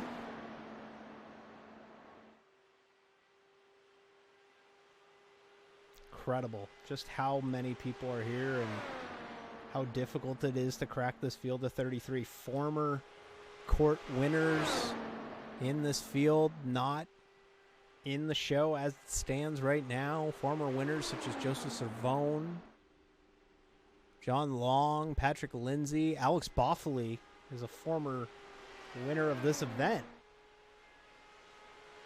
Not in the show. 30th, DeMonte Dotson will bump himself into the show. That will bump Drew Glover out and puts Keith Black on the bubble. So now it gets interesting with an hour and 6 minutes to go. As it stands,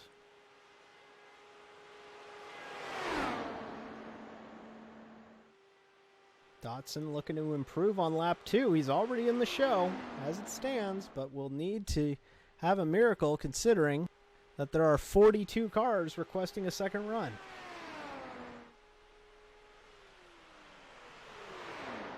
$39.807 will not go faster. And as Julian Medor goes out, we will touch base with the driver who just qualified second, Johnny Eckert in the 90. Johnny, hell of a pickup there. You were sitting in about the teens, and you were able to get a lap together to finish or to qualify here second as it stands. Got to be pretty happy with that second run. Yeah, it was definitely a good pickup. I was kind of concerned after my first run because I had a big moment in turn one. Didn't look like it probably, but I felt the car starting to take off on me mid-corner, so I had a lift, and it affected both of my laps. It was one of those little shake-ups in my mind, I guess. But I knew that there was a lot more out on track for me, so it was a good pickup. I thought I could have gotten just a little bit more. So we'll see what happens down the line. But it was still very happy with the result of that run for sure. You're coming back to these Indy cars after, running the stock cars for about the last 4 seasons or so, but you're coming back to these things. You did participate in the original CORT Trading Paints Championship Series back when it was around in 2015, and, coming back to these Indy cars, is there a kind of a learning period getting back into the swing of things? Oh yeah, big learning curve. The last time I drove this car competitively was probably about 2 years ago. And even then, I was having a really tough time just getting up to speed because these cars are just totally different than anything else you'll drive. But throw on the halo now and the bar in the center of the screen and everything else. There's a big learning curve just to hit your marks, visual aids to when you got to turn in and all that other stuff. That was hard to get used to originally, but it seems like I'm in great shape to qualify for the race, so I guess now it's kind of looking forward towards next week and getting into race shape, I guess. There's going to be a bigger learning curve for dealing with other cars, dealing with traffic, aero, all that other stuff. So, every IndyCar update, every iteration on iRacing in particular, there are these little quirks that you have to kind of work out, especially when it comes to the aero stuff, and that's going to be what I'll be working on for the next week. Just getting used to the car, watching the aero push, figuring out best ways to make moves, make passes. So I'm sure it'll be different than it was back then, but there's a lot of learning to do, I guess. Julian Medor did not improve on his run. Patrick Britton on his first lap did not improve on his run so far. He is sitting 12th and cannot be bumped out of the field as it stands right now, and is looking pretty good for making the show, but he's looking to improve on maybe getting into the top 10. Eckert, you mentioned that you're probably going to be making the show. I mean, with a second place qualifying run, it would take a catastrophic failure of some sorts to not make the show at this point. And now you say you can focus on that race on Sunday. What are some of the things about this Indianapolis 500K, something that you have run before, as Britton runs a 39.762 that is still not faster, and he will remain in the 12th position as Taylor Hayes goes out in the 26th. You've run this race before. How difficult is it to kind of game plan this event? Indianapolis with these cars it's a nightmare. You really have to make sure that you are concentrated at every moment. Yeah, there's no room for error with these things. I mean, you see when they come out of turns 1 and 3 in particular, you get so close to the wall, and that's solo, and that's to make up the most time, as much time as you possibly can, keep the speed up. It's hard to have a lapse of judgment just for one split second, or lapse of focus. I've learned that my mistake is when I focus just a little bit too much on that car in front of me going into turns 1 or 3, because you're holding so much more speed that wall on exit comes up very quickly, and that's where the mistake will happen. So for me, it's going to be a lot more about focusing on that first run, however long it may be. Hopefully it'll be a good long green flag run, just to get used to the car again, get into a rhythm, and figure out what the field is going to be like, to get an idea of what the race is going to be like. So past history will help a lot, just to keep my focus on my marks and not necessarily as much on other cars. But it's a long race. There's a lot can happen. So hitting your marks and having good pit stops are going to be the most important thing. I don't think necessarily racing for position, especially early on, is going to be important at all. I mean, you want to have the clean air. You want to be as close to the front as possible. It will affect the tire wear, but ultimately, it's just, from my experience, it's going to be just focusing on hitting your marks lap after lap after lap, and try not to get caught off by any aero push or the like. Yep, as Taylor Hayes does not go faster. Chris Sweat out on the speedway. He's in the show as it stands for Sweat. He's 24th, looking to improve. And thank you, Johnny, and we'll let you go back to your team, and thanks for your time. Thank you. Thank you for putting this on. All righty, well, that's Johnny Eckert, who is currently sitting in the 2nd position as it stands here in qualifying for the Indianapolis 500K. Nearing the 1 hour to go mark here at Indianapolis. It's starting to be crunch time for some of these teams, as Hayes did not go faster, as we do have some drivers who are going to be requesting a third attempt, although I don't believe we will see that come into play here. I don't think so. With the amount of drivers that we got left, about an hour left, I don't think we'll see a third attempt come for any of these guys. This is pretty much do or die for these guys. It's Chris Sweat, faster on his second run, will move up to 20th. So the decision to go back out again pays off for Sweat. He will sit 20th out there, and that's great to see Chris Sweat, longtime court competitor, looking like he's looking, you know, he can't be too excited, but he's looking pretty good for next Tuesday. Robert Hill out on the speedway, 31st, currently in the show, and will look to bump himself higher up in the show. Right now, the 33rd place car is still Keith Black. He is still sitting there. 32nd is Andrew Hayes in the 40.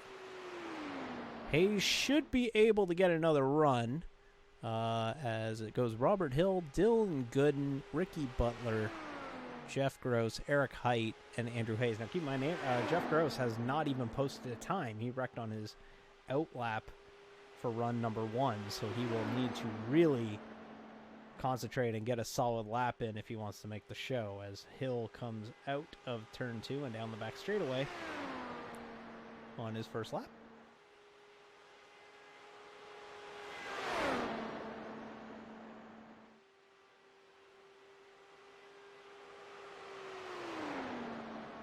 Hill, ooh, he might have got the wall. If anything, he definitely got close enough. 39.885 is not going to be faster. So he's going to need everything out of this second lap if he wants to get off the bubble situation in 31st.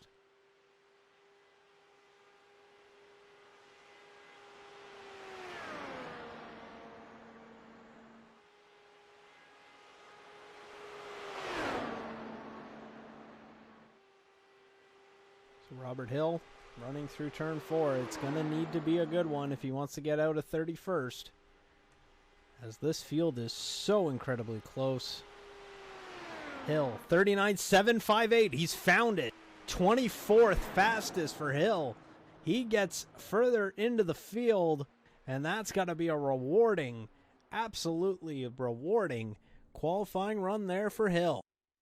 Now that means Dillon Gooden in 28th now is going to need to get something good if he wants to stay out of that bubble situation. He's not in it right now, but if Gooden has, if he doesn't improve and some drivers get some quicker lap times, if 3 or 4 drivers go quicker, that could be problematic for Gooden.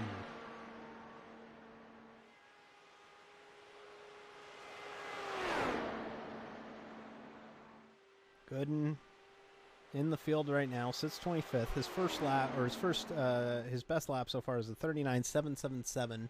That is about a tenth and a half off of the pole time as it stands. 39.895 on lap 1, but we've seen it. That lap 1 doesn't murder you. You can get a quicker lap on lap 2. We just saw it with Robert Hill. We've seen it throughout the night. So lap 2 does not necessarily mean you're going to be slower on lap 2. You could set yourself up for a good lap on lap 2. So we'll see if Gooden can do that. And no, he's going to get the wall. So Gooden is going to get the wall. And he has wrecked spectacularly in the 3 and 4 end of the speedway. And that means that we will now focus our attention on Ricky Butler, who really needs a good run. Sitting 30th on the charts as it stands. Remember, top 33 make it, and that's it. No sort of bump in, no ride purchase.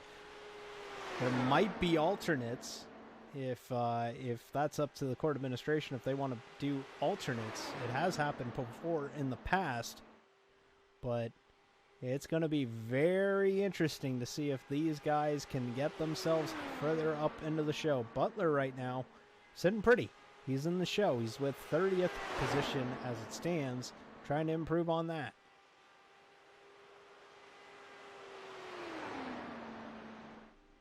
So Butler coming off a 4 down the back straightaway, or down the front straightaway. Past the Pagoda. 39.680. He's found it and then some. Butler to 12th. A big power move by Ricky Butler will move him up to 12th on the charts. A significant pickup and will move him into the top dozen cars. So Butler solidly into the field. It looks like he'll be racing next Tuesday night. He's looking for more. Butler in the 10, trying to make the show. He's done that and then some. And Butler to the line will not be faster on his second lap. But Butler, the damage is done. He has done it. Ricky Butler will find himself making his court debut next Tuesday night if all things are going to stand as it is right now. And Jeff Gross was supposed to be in the next car out, but I don't believe he's in the server. Or if he is not going out on track right now. So we have a brief moment. So why don't we take a look at our results, or not our results, but our qualifying results as it stands. Mitchell Riggs and Johnny Eckert would be your front row next week. Next Tuesday. Brett Black, Chiton Bommersbach, Tyler Tucker, Brandon Ward, Aaron Bean, Stephen Ward, Kieran Bergelli, the only, Stephen Moore and Kieran Bergelli, the only wild card entries in the top 10. Johnny Parem went out first, and that time has stood up. Johnny Parem did a great job on his qualifying run. It sits 10th. Andrew Hess, Ricky Butler bumped up to 12th. Britton, Husby, Jackson, Hayes, Stoller, Bingle, Medor, Schreiber, Sweat, Gutta, Finch, Huerta, Hill, Miller, Ellington, Johns, Gooden, Pokrovsky, Dotson, Hayes, Black, and there you see the bump situation. Rector out of the show as it stands. Glover out of the show as it stands. Ripstein, Long, Warren, Lindsey, and Dixon, the top 40. And then there's more from there, which you will be able to see on the left side of your screen as it stands. It is Eric Hight in the 16 out on track now. He is 43rd fastest, so it appears as if Jeff Gross has vacated his spot, and we will see we will not see Jeff Gross make the show on next Tuesday. Hight to the line, first lap 40.1, significantly slower than his first lap, and he will get the wall, so that is gonna maybe put a dent in his run there to make the show, and I think he realizes that and will vacate the track and try and keep the qualifying session moving. And now this is a very important one. Andrew Hayes on the skin of his teeth. He is sitting in the show. 32nd, 39.826. We've seen a lot of these drivers near the bubble situation improve dramatically. And we'll see if Hayes can do it here.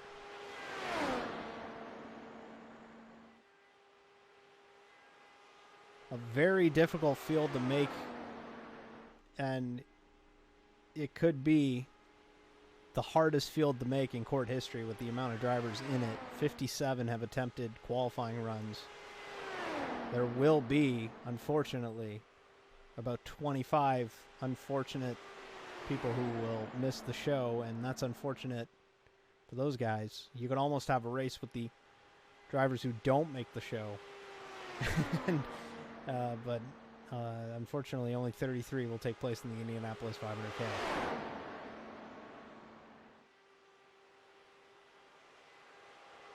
So Hayes off of 4, coming on the line to complete lap number 1.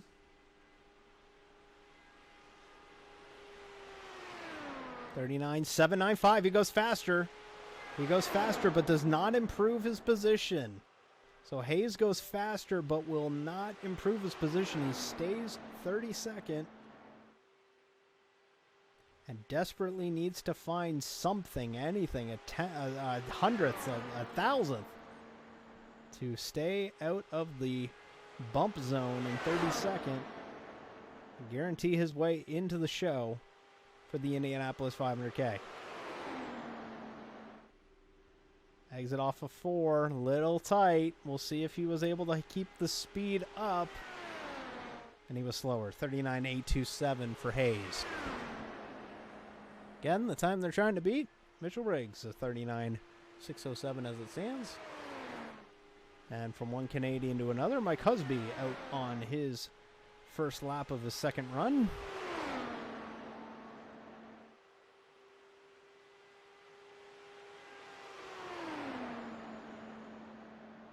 So Husby out on the track as it stands.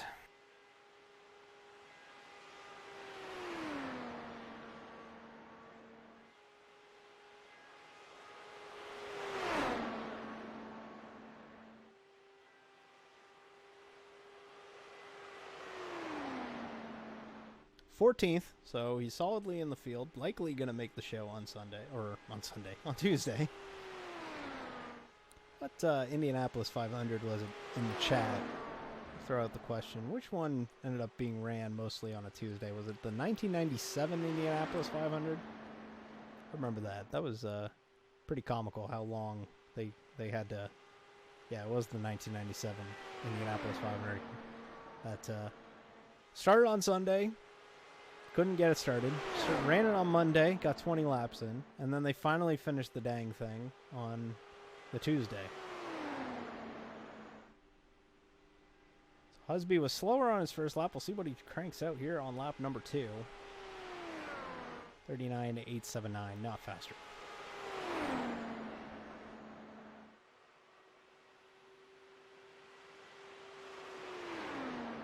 So here comes a driver who can't gain or can't lose anything. Johnny Parem sits in the top 10. He sits 10th as it stands.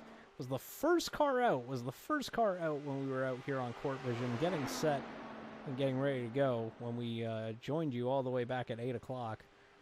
So Parem is the first car out, and his time stood up. His time did a great job, stood up on the track and stood up on the charts. Sits 10th.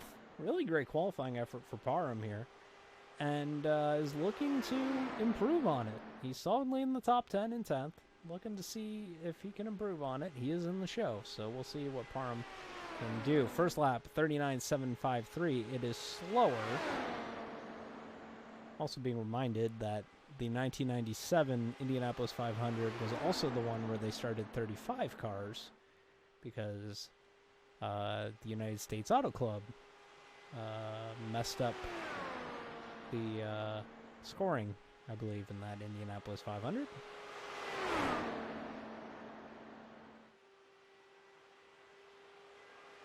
Parem is out now. Sanacker will be the next car out, and he's looking to make the field. He currently sits all the way back in 54th. Parem not going to be faster, 39.716, so both laps slower than his fastest lap.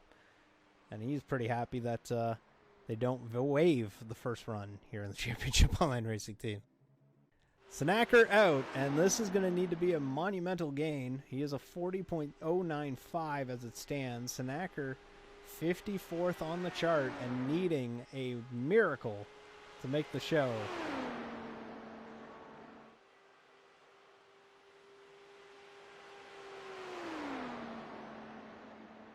Sanacker off of 2.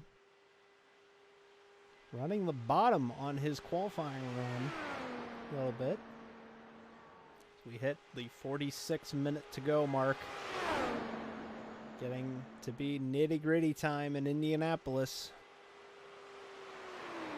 There's only 33 garage stalls, and right now they're all occupied, and somebody's not happy about it. Sanacker, 39.848. He will go faster. He will go to 38th. So he does gain significant amount of speed, and he hits the wall. Sanacker hits the wall, flips violently, as they always do with these cars. And Sanacker improves greatly, gets a much better run, but unfortunately will end up out of the field. A 38th place qualifying effort. He does improve, and we'll have to see how this all shakes out, but it's looking very sad that Sanacker will not make the show.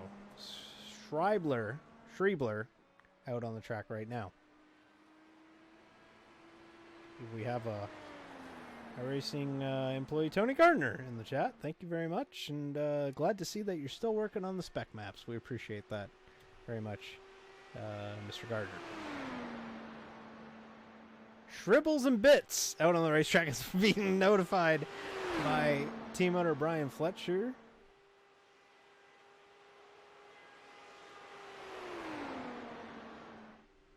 As Chris Sweat in the chat room, and somebody that I really would like to talk to, because he's sitting pretty in 21st, saying he wants an interview. Well, Sweat, you need to get on the TeamSpeak before I can interview you.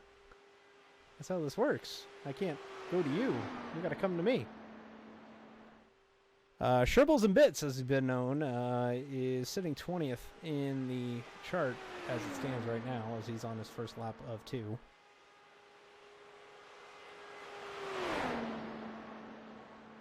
And here he is. We have caught up with Chris Sweat, the driver of the number 10 Ergodyne entry. And Sweat, a heck of a pickup. Got to be really happy with that. 21st. You're in the show, looking really good. Got to be happy with that qualifying run here, buddy.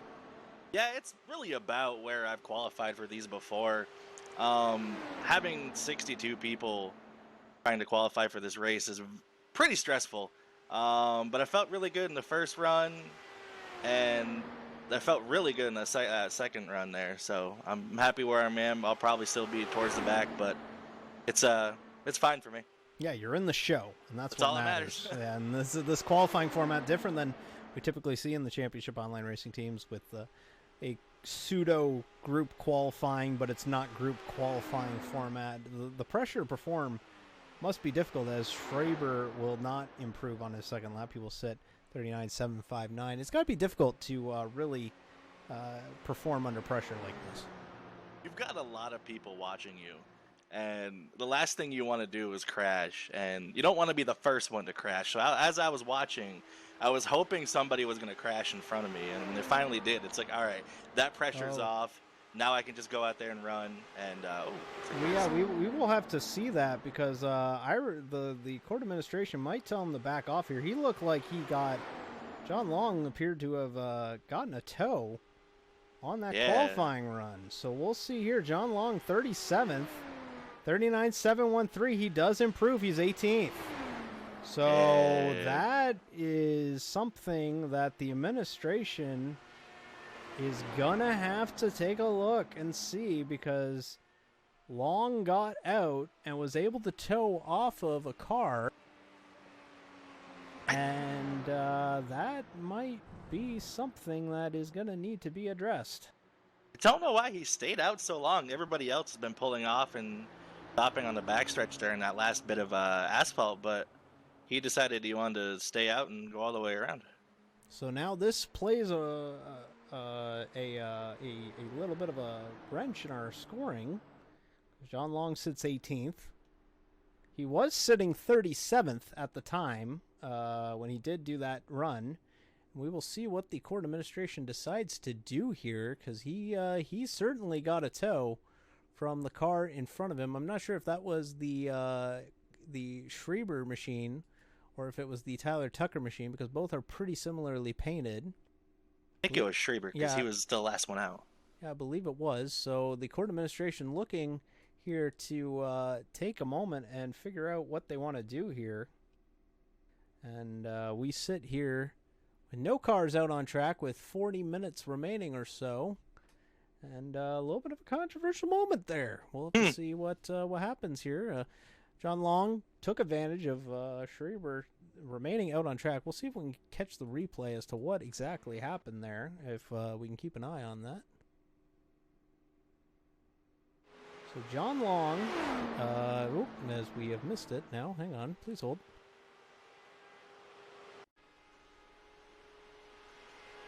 So we see John Long, and we'll ride on board with John Long's onboard here.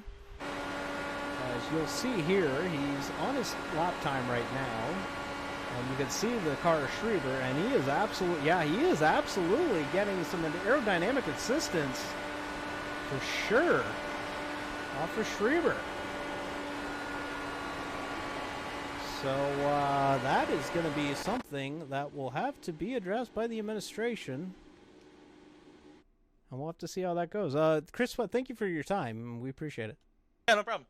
Alrighty, so that's Chris Sweat there, who is qualified 22nd, as we appear to be having a conversation between the administration here. And they are discussing it here as we wait for a ruling. Because John Long did end up into the field of 33 because of that.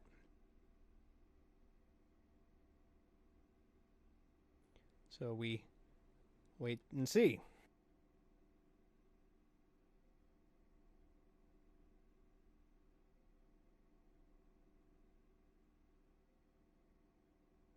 So John Long did end up 37th on his first run, did qualify again, and ended up with that there.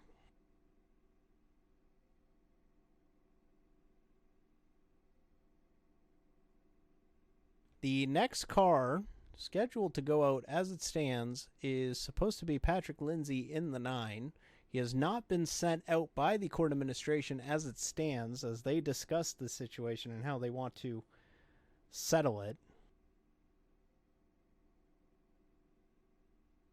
As unfortunately, we're kind of in the dark here in the booth as it stands with that as well. So we will try and figure out what exactly is going on there. So Long, you know, hats off. He did every advantage that he could to get a draft, and we'll see here, because that will the 20 car, or not the 20, but the 68 of Schreiber was in the show at that point, and I believe he stayed in the show. He did not improve. He stayed in 21st, I believe, so he did not improve on his qualifying run.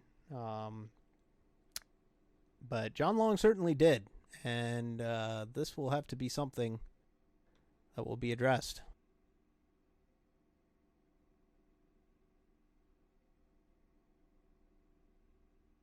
And unfortunately, because of this situation, it's actually starting to impact the drivers who are still yet to go. John Long was literally just about the halfway point of the second round second run of qualifying here. So we will see what happens here, and it appears as if they're going to do a redo. So it appears as if John Long is going to need to back that time up with a second run. So John Long, if he improves, no harm, no foul. If not, our scoring will be slightly damaged. But John Long's original time, and which was his first time, was if I take a look real quick, a 39.845. That was his first time, and that is the time that likely will stand up on the court administrative side of things. So Long looking to improve on it. He did improve on it, but he did get a little bit of assistance from the car in front. So Long will have to do it again. The time he needs to beat again is going to be a 39.845. It will say that his best lap time here is a 39.713. That is not the time he is looking to beat. He's looking to beat a 39.845. And unfortunately, this has taken a significant amount of time from the rest of the field. I mean, don't blame the court administration for doing that, to ensure that the scoring is going to be correct on their side of things. But again, John Long, if he does not improve on an 8.45, will likely be missing this Indianapolis 500K, despite the fact that he is 18th. First lap of 40.478. So Long significantly slower on that first lap, and he gets the wall. So John Long, and this is going to be interesting here, has wrecked.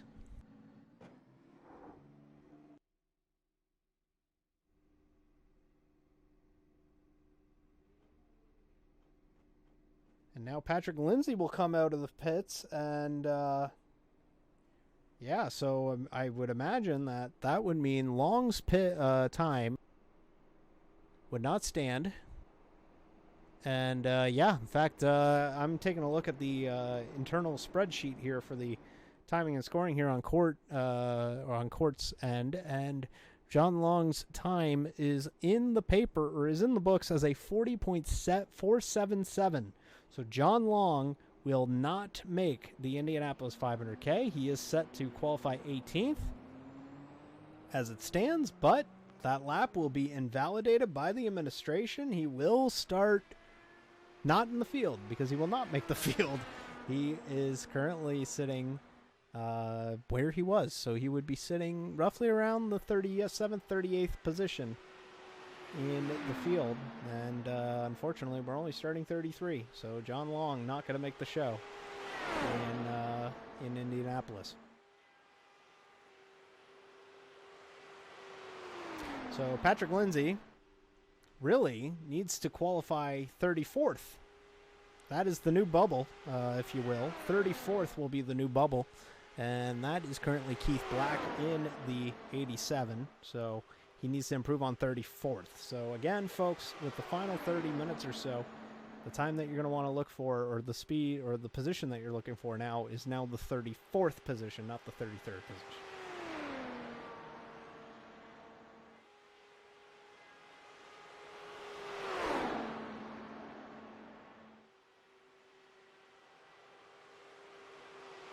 The bubble time, if you're wondering, as someone has, is a 39.829. Yes, that is the time for Keith Black. First lap for Lindsey, 39.905. It's a very difficult field to make. Oh, and Lindsey will get the wall. And he gets the wall again, and he's going to hit the wall again, and again, and again.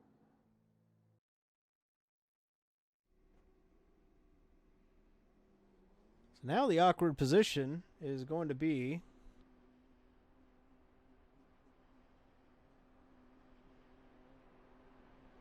for these drivers now,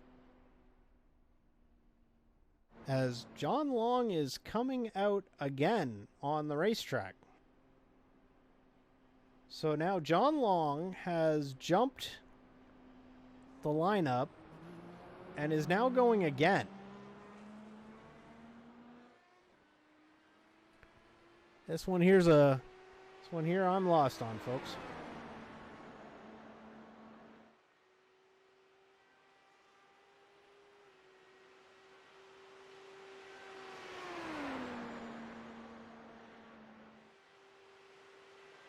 Okay, so we're hearing from drivers who are in the server that he apparently did not get his car full of fuel for his qualifying run.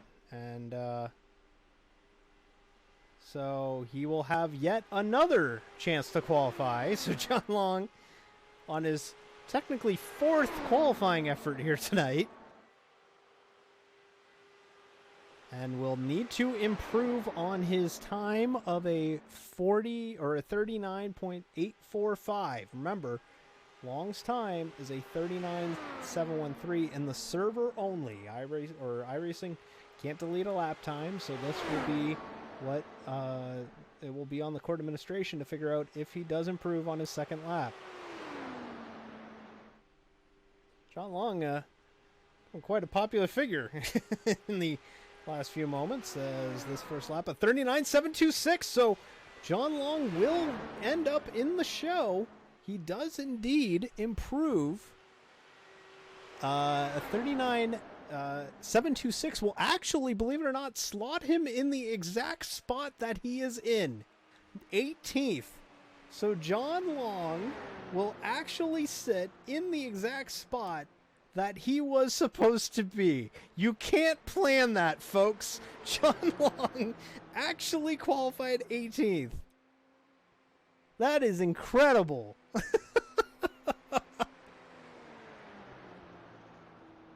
Now is the luck with his FPR teammate Steven Taylor.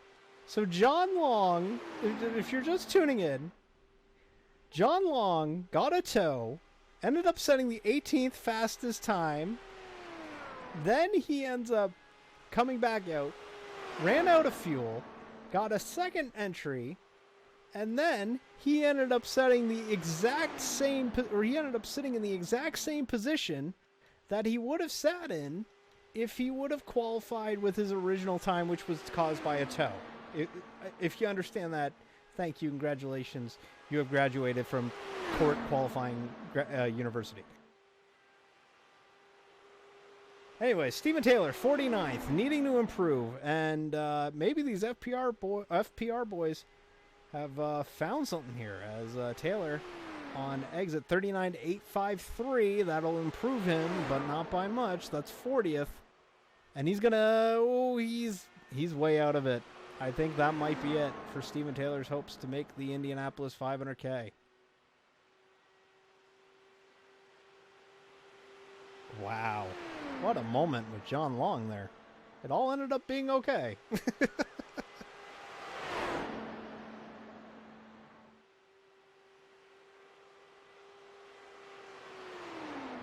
Some people prefer beef. We prefer chicken. Steven Taylor in the 42. Completing his second lap, and yes, this will be slower. So unfortunately, Steven Taylor, unfortunately, not going to make the show, and that's a shame. That's a former CORT champion right there. Going to be sitting on the sidelines next Tuesday night.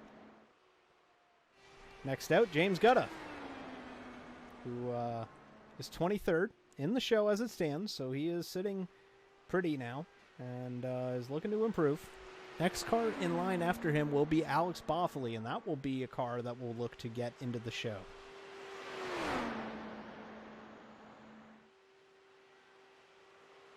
So Gutta here needing to improve on 23rd. He's pretty much in the show here, judging by the fact that these cars are going to be about 2 minutes per run. There's about 15, so I think he'll probably be in the show.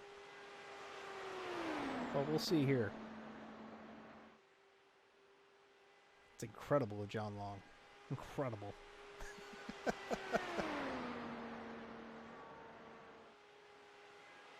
Gutta on his flyer, the 2016 CORT Cup Series champion, and having a really good run in the CORT National Series this season as well. He's had some good runs, top 3 at Phoenix. Got a victory in the MH Design Series on Tuesday nights as well. Gutta to the line, 39.739. He will improve, but it will be enough to get him up to 19th. So now James Gutta solidly into the show for the Indianapolis 500K. He can go ahead and drink that milk, put it in wherever he likes to put his milk into, and will end up 19th as it stands. He's got probably going to definitely he might ship his pants after this run here as he comes to the line. We'll see what he can do. And he will actually go faster, so even faster. Oh, no, it wasn't. It wasn't. It looked like it, but it wasn't. James got a 19th on the field. All right, this is a big one. Alex Boffoli, former CORT IndyCar winner, multiple-time IndyCar winner, won CORT's inaugural IndyCar race, 44th on the charts. Cannot be happy with that one. It is crunch time for Boffoli. This is probably going to be his last shot at making the field. He will need to improve, and he will need to end up 33rd, because this is legitimately now 33rd is back to being the bump position. Andrew Hayes is 33rd. So to make the show, the winner of the first CORT Trading Paints Championship Series event would need to bump the longtime series director of the CORT Trading Paints Championship Series, 37.737. He is in. Boffoli has made the show, 23rd fastest. Andrew Hayes out of the field. Bittersweet, this Indianapolis 500K. Bittersweet.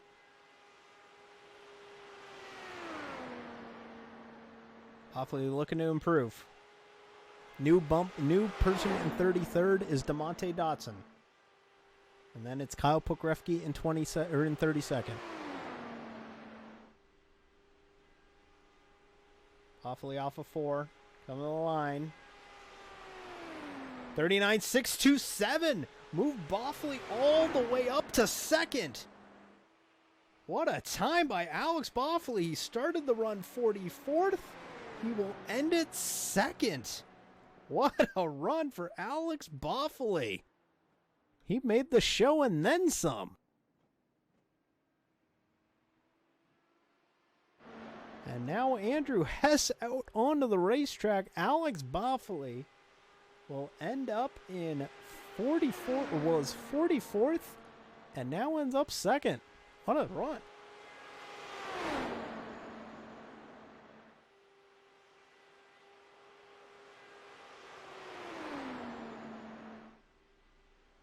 That is a impressive pickup as Andrew Hess is out on the racetrack. This will be his first lap. 39.676. He will improve and now move Andrew Hess. Nope, he did not improve. 6.93. As I misspoke, and we have now caught up with that driver who just finished, or who just qualified second, Alex Boffley. He went from 44th to second. Talk about that run. So the first run, I had we'll call it an issue with the throttle body. My pedal was not registering 100% when I was at 100%. It was only about 90. So I was able to get a decent lap in, but I knew if I was able to actually have 100% throttle, I could run a little bit better. Yeah, a crazy lap, amazing gain there. Was there a lot of pressure on you? I mean, 44th, I mean, you felt like you could have absolutely improved on that, but, you know, nonetheless, something could happen. You could raise the wall, not count your lap time or anything. Still the pressure on there. How tough is it to perform when everyone's watching? It's really tough. I've been doing this. I've been doing these cars in this league for a long time, and it's still. And I mean, 60-something cars for one of these races is probably more than we've ever had for one, and it's to be on the outside looking in, regardless of if you think you have speed or not, you still have to execute. And very, very happy with how well I executed. Yeah, and anybody you want to give a shout-out to for this second-place run as it stands? Joe Cervone. Oh, Joe Cervone gets himself into the show. He moves to 18th. He was sitting 40th, so Joseph Cervone bumps himself into the field. That's fantastic. DeMonte Dotson out of the show, and Kyle Pokrovsky now on the bubble. But, yeah, sorry, anybody you want to give a shout-out to? I want to give a shout-out to my family, to all my friends out there, to Robert Hill, Johnny Eckert,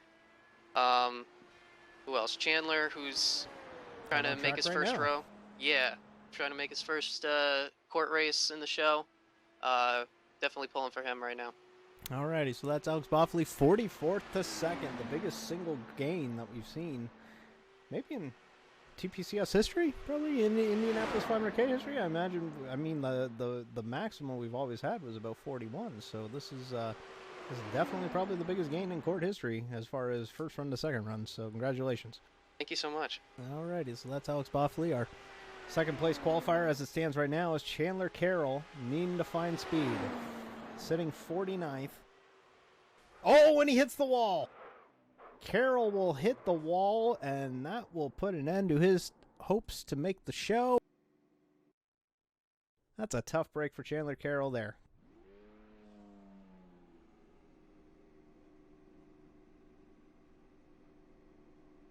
All right, next out on track will be Michael James Cox.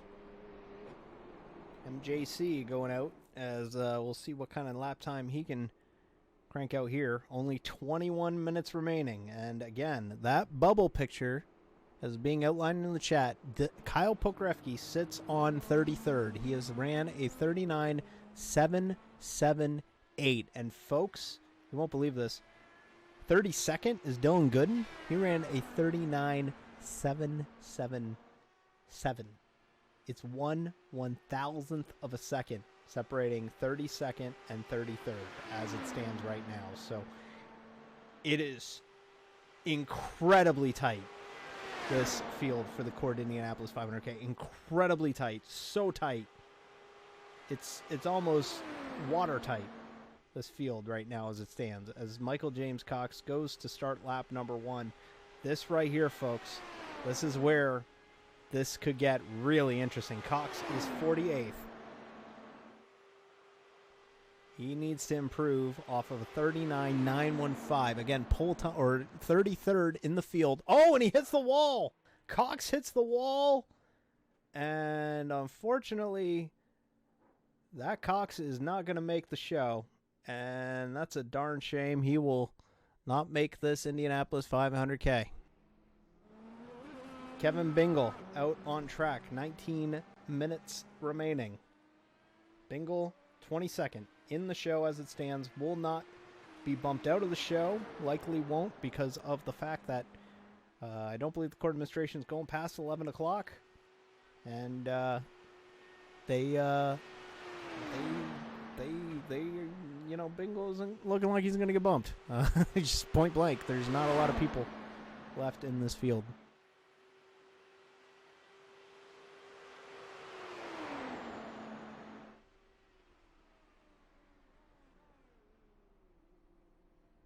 Oh, and Bingle has actually come down the pit lane again.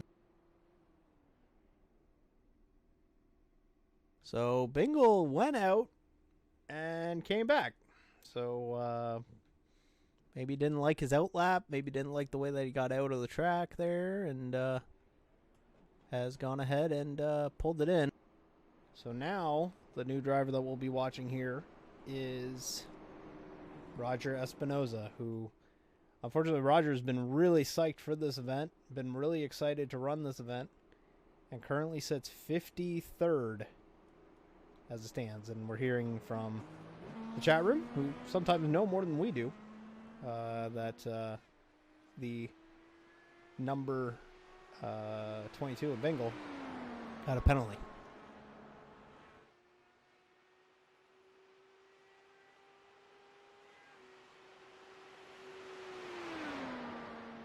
So, hearing some rumblings that we might not be done at 11. That's all I'm hearing. So we will keep going here.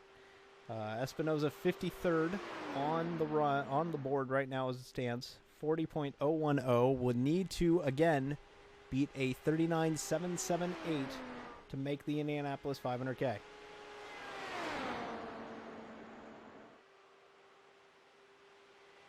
It's going to get really tight, folks. Really tight.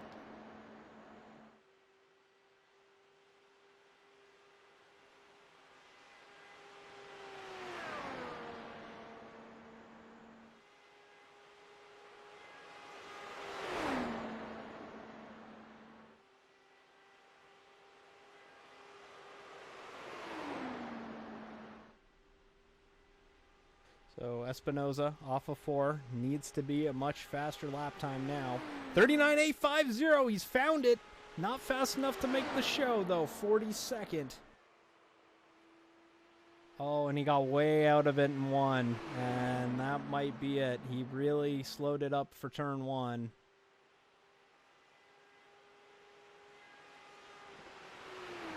And Espinoza looks like he will not make the Indianapolis 500K. Hear these stories every year with the real race, at least when they were still bumping guys. Which, I mean, did happen in recent years. I mean, James Hinchcliffe, Fernando Alonso both missed the Indianapolis 500 in recent years, and Espinoza 40.995. So, unfortunately, Roger Espinoza appears to not be taking play or not be running in the Indianapolis 500K. Mason Dunn needing to improve. He's 54th on the chart, needing a miracle to make the show. And Dunn here going to need to really get a run going if he wants to make the show.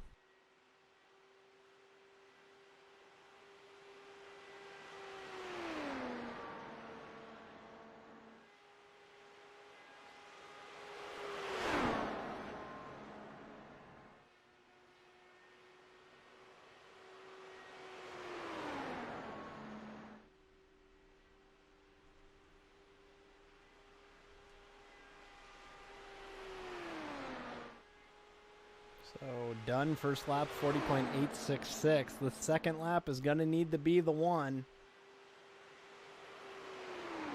He's a lot tighter and running a lot cleaner through 1 and 2 that time. Scrubbed off a lot of speed on the exit of 2, though.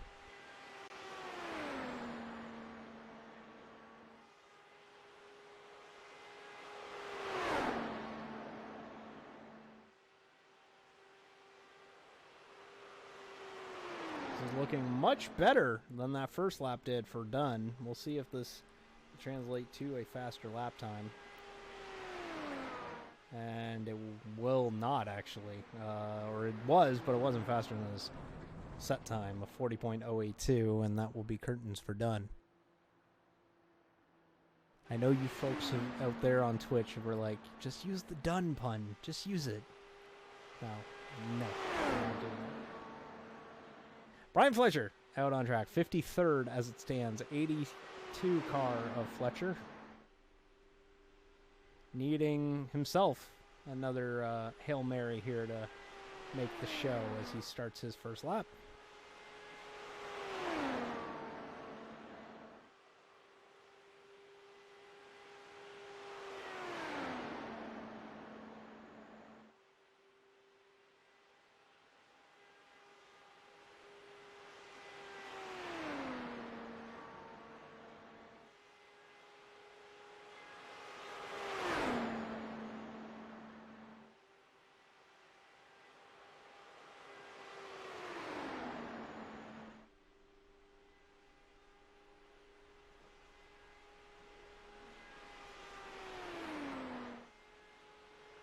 First lap, 39.786, 31st.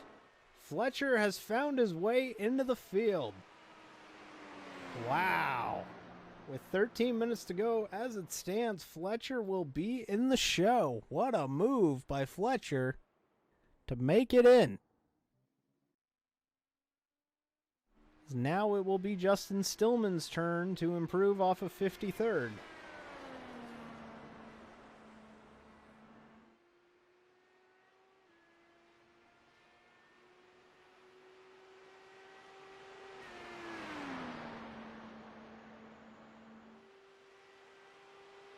Stillman's first time out of 40.005. Remember, the new bump time is now Kyle Pokrovsky's 7.78. So now the qualifying, or no, actually it is 7.77 of Dillon Gooden. So Dillon Gooden at 33rd is the last driver in the field as it stands. So Stillman will need to beat a 39.777 to make the show.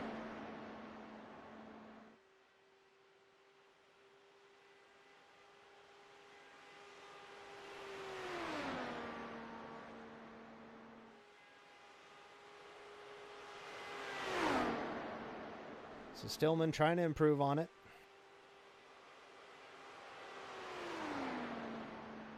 Let's see here. Stillman off of 4 coming to the line. We will see what will happen. Stillman will run a 39.926. It's better by 1 spot.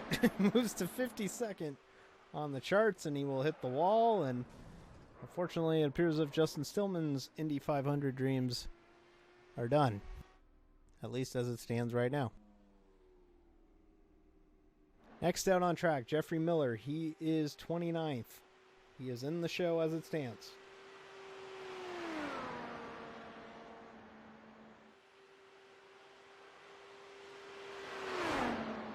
We are nearing the end of our second run group, and it appears as if we will have some extra runs past 11 o'clock. At least that's what it's looking like. Do not quote me on that, but it appears as if they are discussing it.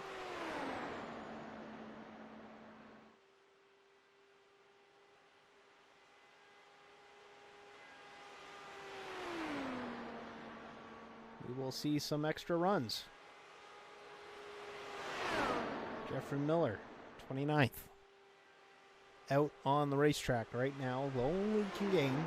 So he's in the show as it stands. He's looking to get himself off the bubble.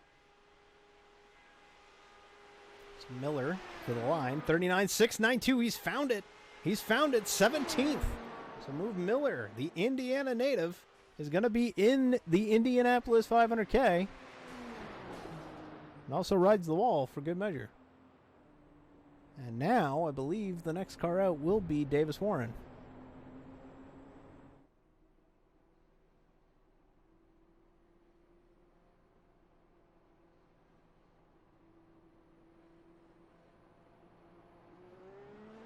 So Davis Warren getting out on the racetrack, and this will be a very important run for the Texas native. Just recently moved to Georgia, and we'll now to see if he can channel some AJ Foyt and end up in the Indianapolis 500K field.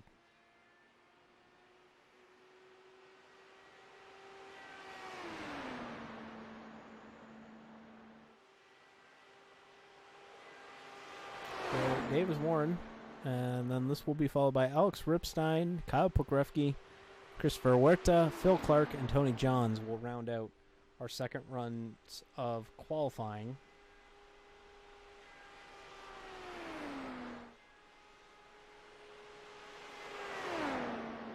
Davis Warren currently qualifying to make the show. He needs every bit of speed that he can get out of that number 70 machine, sitting 42nd.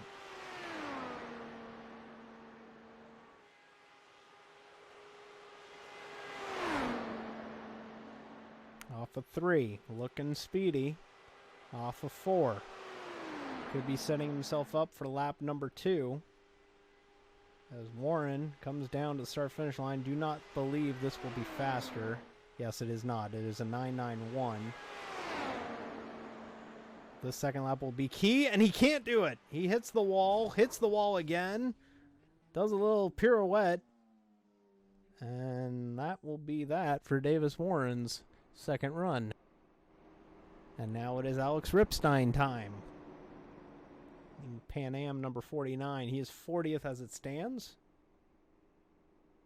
The native of North Carolina, originally from the Buffalo, New York area, and as someone who lives on the other side of that border, it's fun to talk about Western New York with him.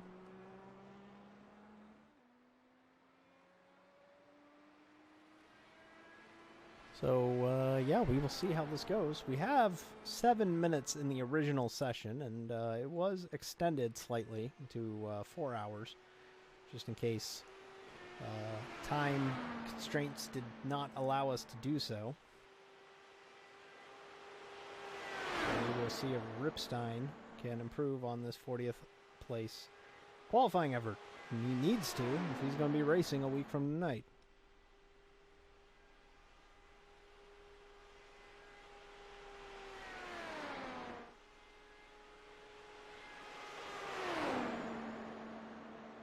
Ripstein starts his first lap, and again, the time that he needs to beat is a 39.777. He needs to roll 777s if he wants to be in the show next Tuesday night. First lap was a 39.841, or at least his first run was, I should say. This is looking very sporty for Ripstein. Really sporty out of turn number 4. This might have a shot at making the show. Here goes Ripstein to the line. 39.897. It's not fast enough to make the show, but it is fast enough to put him 40th. Which is where he was, so it was not actually faster than his previous time. Folks, it's tough to talk for 3 hours. It really is. It really is. I'm trying my best here.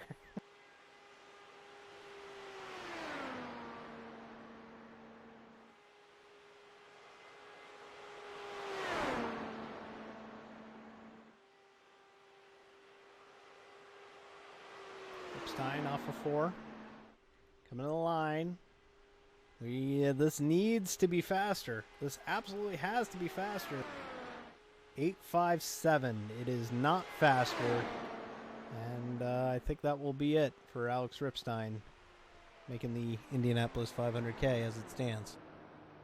Here comes a driver who desperately needs to get a good qualifying run. It is Kyle Pokrovsky in the 77. He is now out of the field. 34th is not going to be good enough. He needs to improve by literally 2/1000ths of a second He is a 39.778. Dillon Gooden is a 39.777.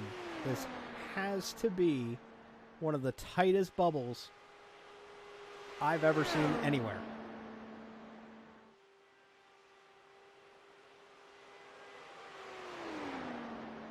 Pokrovsky off of 4, coming to the line. This will be his first lap. 9.47. It is slower.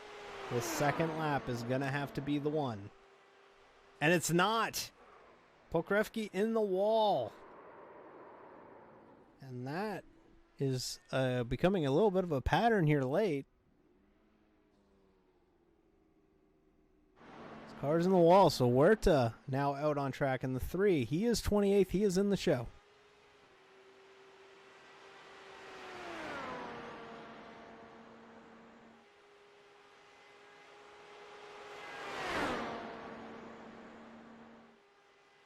So Huerta 28th, and I believe I'm getting the confirmation now that there will be runs past 11 o'clock. So we will have some runs here afterwards. Appears as if they're going to allow third runs for some drivers. Not sure on the amount, but it appears as if they will allow third runs.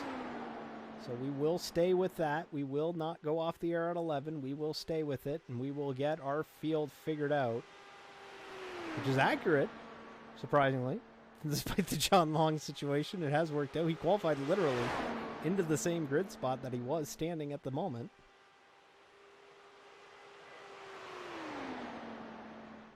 And Huerta off of 4 gets a little tight on the exit there. And Huerta will not improve. 39.860. And he gets the wall there. So chances are this is not going to be a faster lap either. But he definitely got the wall that time. Well, he's holding the speed. We'll see if he will actually be faster, but he definitely got the wall off of 1 that time.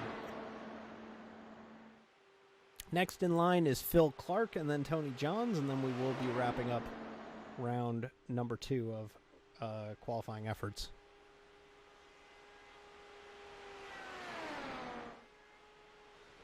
And 39.843, not faster.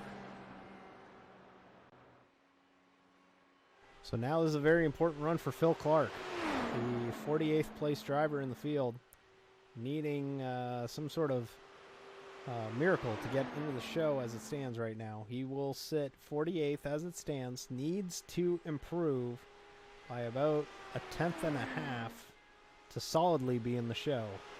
He starts lap number 1.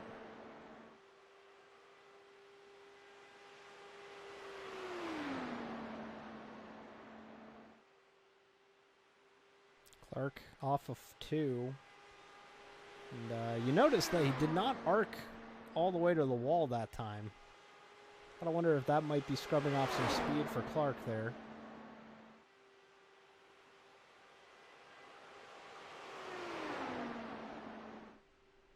See what he does. Off of 4, coming to the line. And this lap time will be faster, but not by much. It will put him 42nd. 39.849, and this is going to have to be the lap.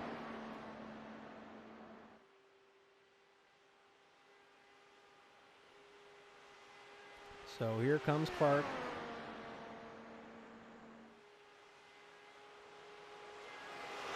Through 3, looking tidy. Through 4. Looking, oh, he gets the wall. Phil Clark gets the wall. And that right there will see him end up 42nd. He did improve, but not enough to make the show. As it stands, and here comes a very, very interested party in this bubble situation because he's just right next to it. That right there is Tony Johns. As we see him out on track right now.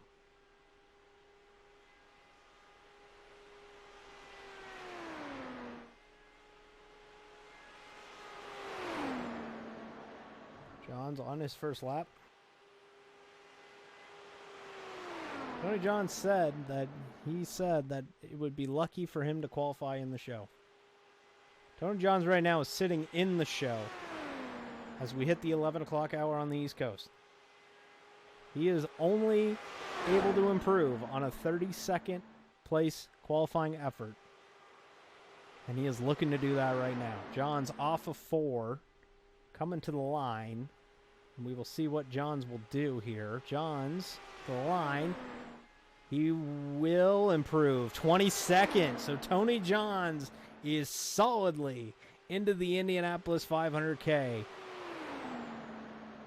And that's got to be a relief for Johns coming up in the clutch. And we'll see if he can improve on lap 2.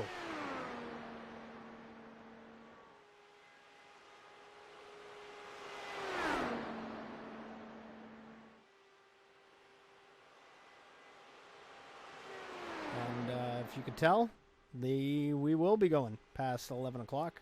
We will be having third runs, but I believe that will be it.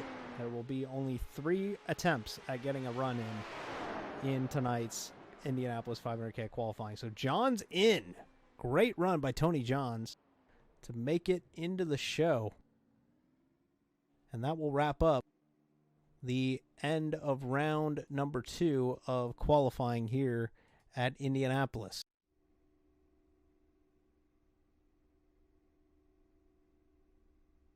We will see what happens here, but right now as it stands, Tony Johns is in the show. We'll see what Tony Johns feels. See if we can get a hold of him.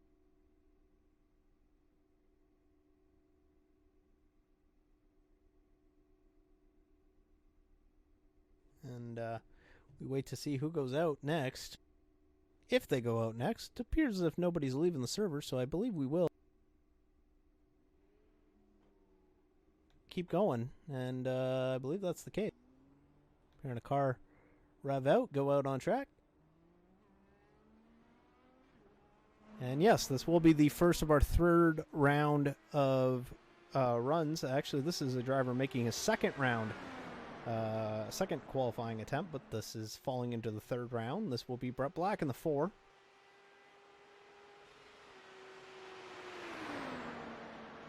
And folks, this right here is a very popular man. I see it every week. I see it every broadcast. Tony. Talk about Tony. And folks, hashtag Tony time. Hashtag Tony time. We are, and by the way, shout out Podium Esports, giving us a raid. We have 111 plus people watching right now. Biggest audience in Court Vision history for Tony Johns, who is now solidly into the Court Indianapolis 500K. Congratulations. Thank you. I didn't know if I would have a chance to make that second run. The story is long and complicated, but suffice to say I made it home just in time to get back in the cockpit and bump my way back into the field. Got to be nervous. 32nd before your run. You end up now 22nd. So a gain of 10 spots. Got to be happy. Looking like you're going to be sitting pretty for the field here on, well, next Tuesday. I feel good. I don't feel safe. I think that there's still some speed left in the track, and I think I left some speed out there on that second run, but I was way too conservative on my first run. So I don't know. I've got myself in line for a third run here. I'm gonna keep an eye on things and see how people improve if they do. I may withdraw the third run if it looks like I'm still safe, but I think I can still make up a couple more hundreds just to make myself feel better. Still reaching, right? Still trying to improve on that. And Tony, you got to be happy about this. Got to be excited. I know how much this Indianapolis Motor Speedway means to you, as Brett Black does not improve on his third attempt or his second, but our third round of qualifying attempts as we wait to see who goes out next out on the speedway. Looks like we're in a little bit of a holding pattern as it stands, but got to be really happy with that second run, and got to be really psyched. Anybody you want to give a quick shout out to? Well, I'll tell you, I just want to give a shout out to CORT first of all, because we're getting this broadcasted, and I have to thank you for excellent efforts over the past few weeks to broadcast our races. I know my family has just absolutely loved being able to see me sim race. This is the first time in 30 years that they've been able to watch me actually race, and it's I've gotten a lot of ribbing. My kids have been making up all sorts of interesting Twitch chat names. Yeah, apparently, yeah. I didn't know you had a son. I did. Or a grandson. I actually don't, but there is a Tony Johns Jr. Senior and a Senior Junior, and my dad was even in there on one chat. But, you mentioned before how amazing the Indianapolis Motor Speedway is, and it's literally been part of my life since I was born. And I think the last time I raced on the Indianapolis Motor Speedway in an IndyCar was back when iRacing first released the IR05. So, I've worked at Indianapolis several times, and one thing is for sure, you can't feel safe until that final gun goes off. So I'm excited to be doing it, but I'm still kind of on tenterhooks here waiting to see if I can actually make the show. And speaking of making the show, well, not in this case, he was in the show, but Brandon Ward improves on his third attempt. He will actually move up to fourth on the board with a 39.642. Tony, thank you so much for the time, and we'll let you go up and keep watching the scoreboard here. All right, sounds good. All right, so that's Tony Johns, and again, thank you very much, Podium Esports. Thank you for giving us the raid, the hosting here. We appreciate it. What you are watching is qualifying for the CORT Indianapolis 500K. This is the CORT Championship Online Racing Teams. You can find us at cortracing.com. And what this is maybe the biggest field to ever attempt a CORT event. We are looking at 57 drivers who have attempted to qualify for this event. The entry list had 62 and was capped off at 62. And what you're seeing is 2-lap qualifying runs for next Tuesday night right here on CORT Vision, twitch.tv/CORT Vision. We will be here for the running of the Indianapolis 500K. So Justin Rector's going to get the wall, and that's unfortunate. Justin Rector has gotten the wall, and with this being his last qualifying effort, that will likely be it for Rector, and he will likely not make this Indianapolis 500K. But as I was saying, this is qualifying, and the single car runs. 2 cars go, or 1 car goes out. Second car goes out when the first car is on the white flag, and the car's only got enough fuel to complete 2 laps, so you can't overrun it. And we've been watching these cars go around in circles all day, and we appreciate it very much. I'm David Amboys. I'm the proprietor of this Championship Online Racing Teams, and we appreciate you guys coming out and watching and sticking around with Podium. They appear to have hosted us or rated us, and I greatly appreciate that as we see Johnny Eckert go out on the racetrack now, and we'll see what kind of time he can turn. This is a run for the pole. These drivers can't lose their times. They will keep their qualifying times as it stands, but Johnny Eckert right now, former CORT champion, 3-time CORT champion, is out on track as it stands, and he is currently trying to qualify on the pole. The pole time at the top of your screen, Mitchell Riggs with 39.607. And we will also keep an eye on our bump situation. Just like the real 500, we start 33. And right now, that bump situation getting really interesting as Dillon Gooden with a 39.777 is the current pole, or is the current time for 33rd on the scoring chart as it stands. Eckert through turns 1 and 2, and this is a driver who went and really set a good time his first time out, and then improved on that even more so. So Eckert, it goes Riggs, Boffley, Eckert. All 3 of them very good prowess in the Championship Online Racing Teams, and it's really exciting to see how good these teams and these drivers have prepared. This is fixed setup. If you're not a novice to iRacing, this is a fixed setup. And 39.365. It is faster, but does not improve his position. So Eckert moves to 3rd. We'll see if he can improve on lap 2 in the Lufthansa entry. And this right here, and it appears as if also, we have crossed over 200 followers on Twitch. So again, thank you so much. This is unprecedented. Really awesome stuff. We appreciate you guys sticking around after the Podium Esports. I believe they were airing the replacement series at the end of this one, or at the end of tonight. 39-726. That will keep Eckert in third. We actually have a driver in that replacements events. Jordan Erickson, who runs in the CORT National Series on Wednesday nights, actually races in the Relief Filter Replacement Series. And of course, Evan Pasoko, who is the voice of the CORT National Series over the last little bit, and will be for this week and next. I believe he's on the call for those races, and is on the call tomorrow night when the CORT National Series heads to Richmond. 8:55 p.m. Eastern. Just tune in at 9 on twitch.tv/CORTVision. And also the Super IRX All-Star Invitational presented by CORT and Yokohama. We will have that for you. As Tyler Tucker will improve. Tucker moves up to 4th. So Tucker now up into the 4th spot on qualifying here. So Tucker will move to 4th. And again, this race, if you're enjoying what you're seeing, you're enjoying the qualifying efforts, you can tune in tomorrow or next week, next Tuesday night, for the running of the CORT Indianapolis 500K. That will be over here at twitch.tv/CORTVision, 9 p.m. Eastern, next Tuesday night. Tucker, 39.712, not faster on lap 2. So we move on to a driver that's staring the bubble. It's right there. It's almost in his rearview mirror. He's got to start worrying about it. Robert Hill, 30th, as he starts his first lap.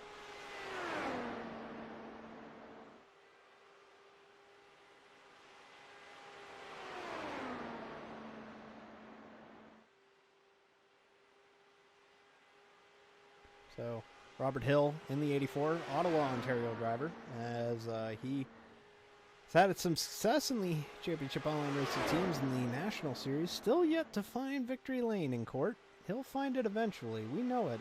It will happen. But Hill, off of 4 and coming to the line, we'll see if he can make sure that he will be in the field for the Indianapolis 500K. First lap, 39.708. That's faster. That's fast enough. That will put him 20th. So Robert Hill bumps himself 10 spots. He's solidly into the field. The race next week is 125 laps, 500 kilometers for the Championship Online Racing teams here next week. Thank you for the question, as we see Eric Hight, who desperately needs to get a good run in. He is 48th as it stands.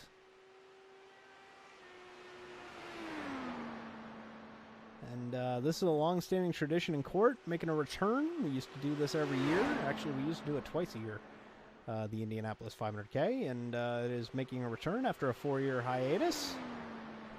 And needless to say, the popularity of this event, with the amount of entries that we gotten and everything, is really, really, really loudly screaming that people miss this IndyCar platform in the Championship Online Racing teams.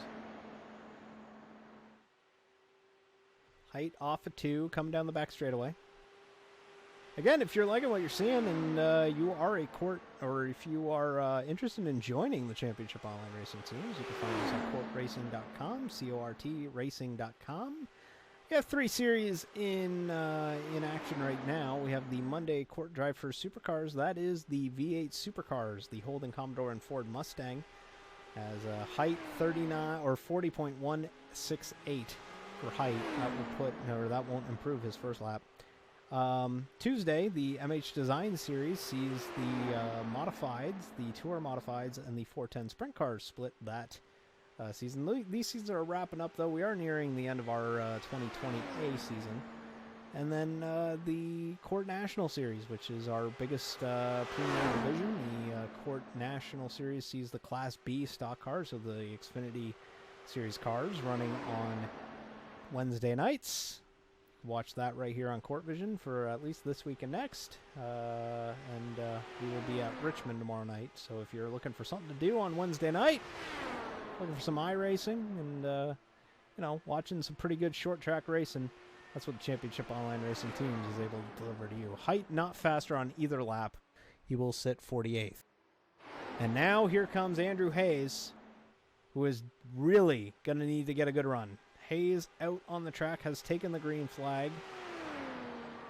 And this is very important. Hayes right now sits 36th. He needs to bump into the 33rd spot, which is held by Dillon Gooden, 39.777. He needs to find literally 2/100ths of a second. Hayes at the line, 39.842. That lap won't do it. It's going to need to be this last one. It's now or never. Wow, he was really close to the wall that time. Out of turn number 2, coming off of turn number 2. He came off of 1 that time. The whole 4 corner things at Indianapolis is really messing me up. And again, if you like what you're seeing, GoRacing.com. If you want to give me a follow on Twitter, @NotDamnBoys, DAMBOISE. As Hayes gets the wall. Andrew Hayes gets the wall. And that will mean that he will miss the show. 36th. Tough break for Andrew Hayes, the former series director of this division. Is going to be not making the show, unfortunately, for the Indianapolis 500K. James Gutta out on track. Give him a follow on Twitter, JG_1_TV on Twitter. He is 24th on the track right now. Cannot be bumped out of the field right now as it stands, but definitely can improve. As Gutta tries to go through turn number 3. This is his first of 2 qualifying laps. Gutta ran a 39.723 as his fastest, and for his first run, he ran a 7.49. So he's gotten progressively faster. 39.824 for his first lap. As after the next car, which is Johnny Parem, we will have about 12 more after that, and then we will be just about done with Indianapolis 500K qualifying for 2020. Gutta through 3, looking good. 230 on the mile per hour count. Now through 4, didn't scrub off a lot of speed in between 3 and 4. That's the key. Is carrying the speed between the short chutes. Gutta off of 4, coming to the line. 39.680. Move Gutta to 14th. He's solidly into the show now. No doubt about it. James Gutta will be racing next Tuesday. Now moving on to Johnny Parem. Johnny Parem was the first car out all the way back at 8 o'clock when we started this mess. He was the first car out, set that 39.673, and it's stood up since then. 11th fastest. Track hasn't dynamically changed. They've had the same weather and cloud cover since we got started. And Parem looking to improve on that and get back into the top 10.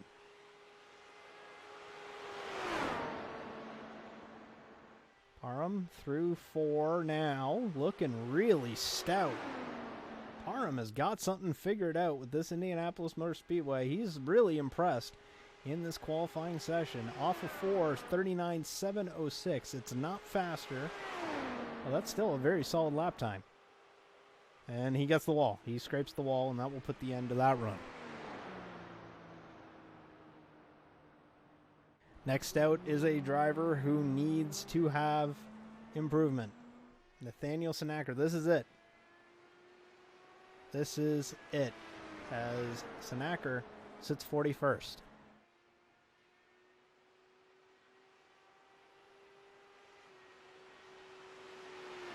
So Sinacker here has qualified 3 times. Now this will be his 3rd, and as it stands, he ran a fastest lap of a 39.848. Again, the bubble is a 39.777. 777. Easy to remember. That's Dillon Gooden in the 33rd position. You can see the ticker on the left side of your screen scrolling through, and you will see how this all breaks down.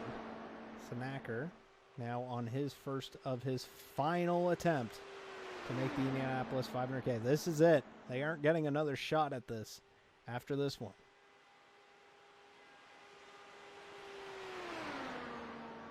And again, we're in the chat. I can read the chat. So we want to give a shout out to the chat. I want to give a shout out to all of you from who watched the Leaf Filters replacements race.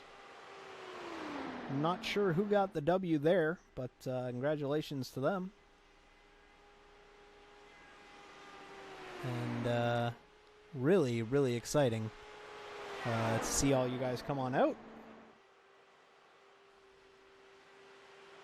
Snacker did improve a 39.832, but is going to need to find a little bit more if he wants to make next Tuesday's Indianapolis 500K.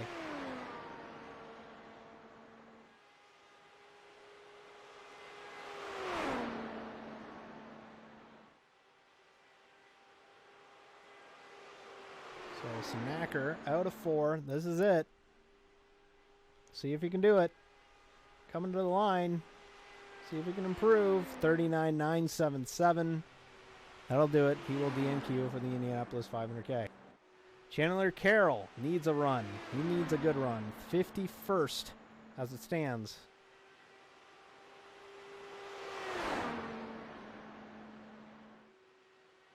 Appreciate everybody tuning in.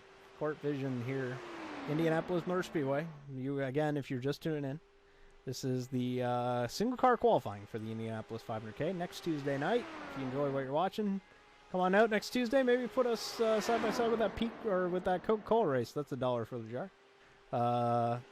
We'll be entertaining, and they'll be entertaining, and you'll get double the entertainment. Carroll off of 2 that time, looking really good. So this might be an improvement. His fastest lap of 39.920, which is good enough for 51st. He did do a second run. And Carroll, on that second run, did run actually did not put in a time. He actually crashed on his second run. So he's been really needing to improve here. So we'll see where Carroll lines up. 39.864, that'll improve, but only marginally. He moves up to 48th. So this second lap is going to be very key. Carroll wants to make the show. He's going to need to find speed, and he's going to need to find it in a hurry.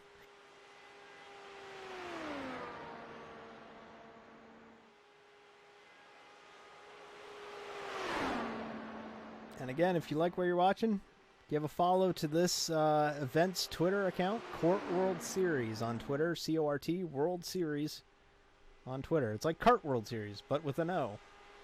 Chandler Carroll to the line, 39.896. He will not improve, and he will not make the Indianapolis 500K.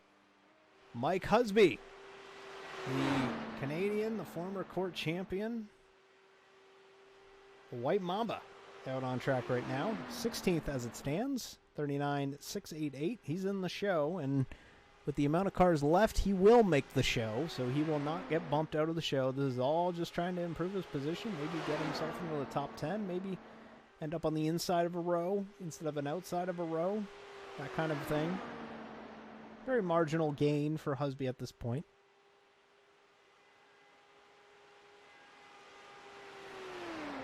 Trying to see what his previous lap time was, and in fact, he was slower on the second run. He ran that 39.687 on his first run, and then he ran the 39.721 on his previous run, so he did not improve on his second attempt, and this being his third attempt.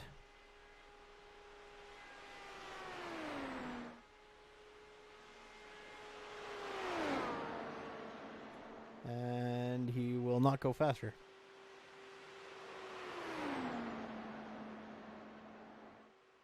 As Husby will call it a day after lap number 1.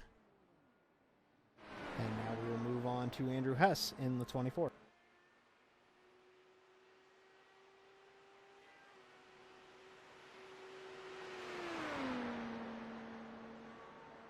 Hess, former CORT Premier Series champion all the way back in, I believe, 2014, eh? and has been really, really consistent in his time in court, making a return here a little bit.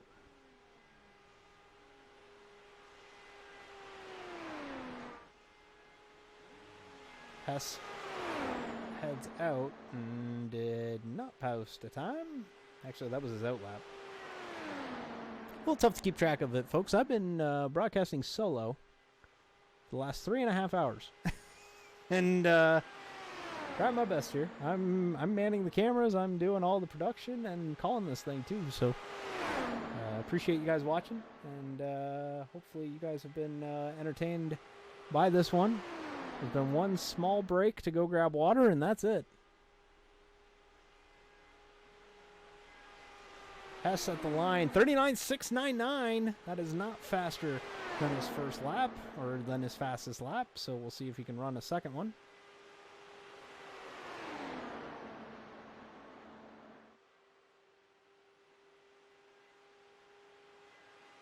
And yeah, we hope you're entertained, and we hope you stick around. Thank you for the subs. We've seen, or not the subs, but the follows. I've seen many people start following the channel, and hopefully you'll be entertained by the championship online racing teams in the next couple weeks. Hess off of 4, coming to the line, 39.731. It's not faster. He did not go faster, if you could not gather that. Next will be Kevin Bingle. And the Memphis native is already out on his first lap. Bingle, 25th. Looking like he's in the show, looking like it will stay that way. As Bingle looking really good. He's the 16th of our third run cars, and will be his final run here, as court administration actually extending the session past the 3 hours that it was originally supposed to be, to ensure that everybody got a fair shake at it. 3 runs seems to be the sweet spot, but it does mean that we do run into 11:30 on the East Coast. And again, thank you for making us a part of your evening. Even if that wasn't your intent, you're watching us, and we appreciate it.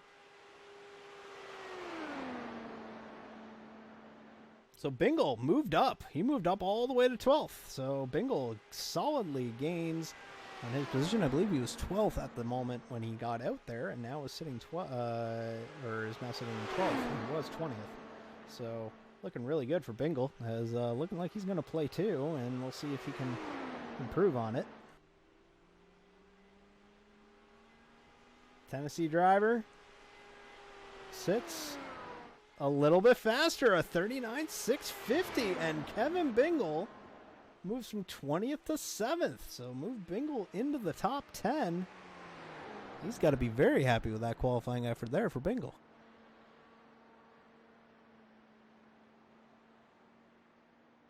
And now our last chance to see Roger Espinoza if he will make the show. Espinoza sitting 44th at the moment, needs to improve by about 1/10.5 if he's going to make the Indianapolis 500K. Top Tennessee for Bingle. He's saying Rocky Top. I guess he would be, because he is from... Although he could be saying whatever the Memphis Tigers say instead of Tennessee Volunteers. But Espinoza down the backstretch here. He needs to find some speed.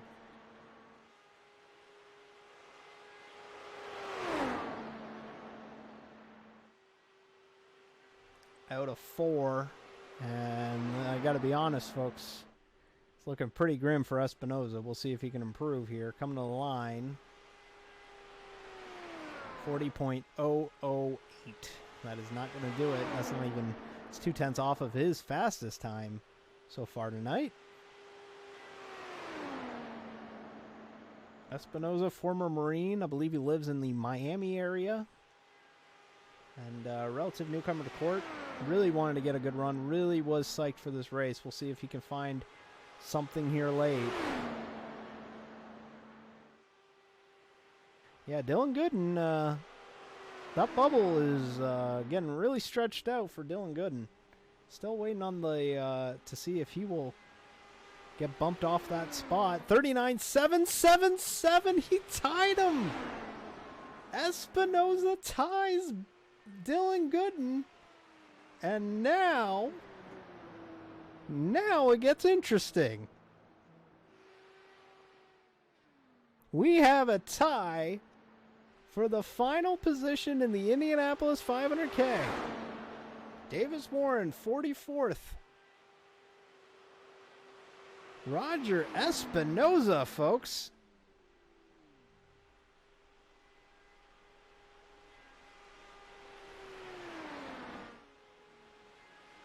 Davis Warren going out for his first lap, and my God, it's getting good late in CORT Indianapolis 500K qualifying. Now, to note, the number 75, I believe it's supposed to be the 75, Dillon Gooden did not keep the spot on tiebreak. The 33rd position, at least on my timing and scoring, is given to Espinoza. Dillon Gooden got bumped to 34th.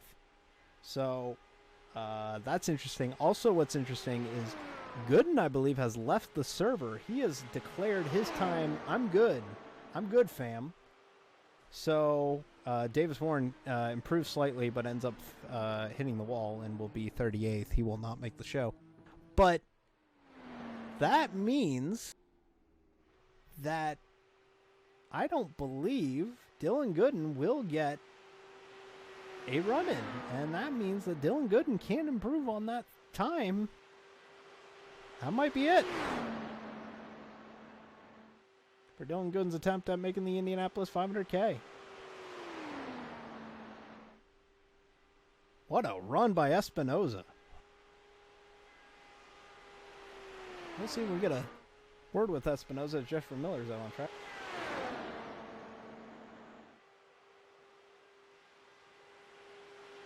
Jeffrey Miller, 19th, Indiana native, solidly in the field.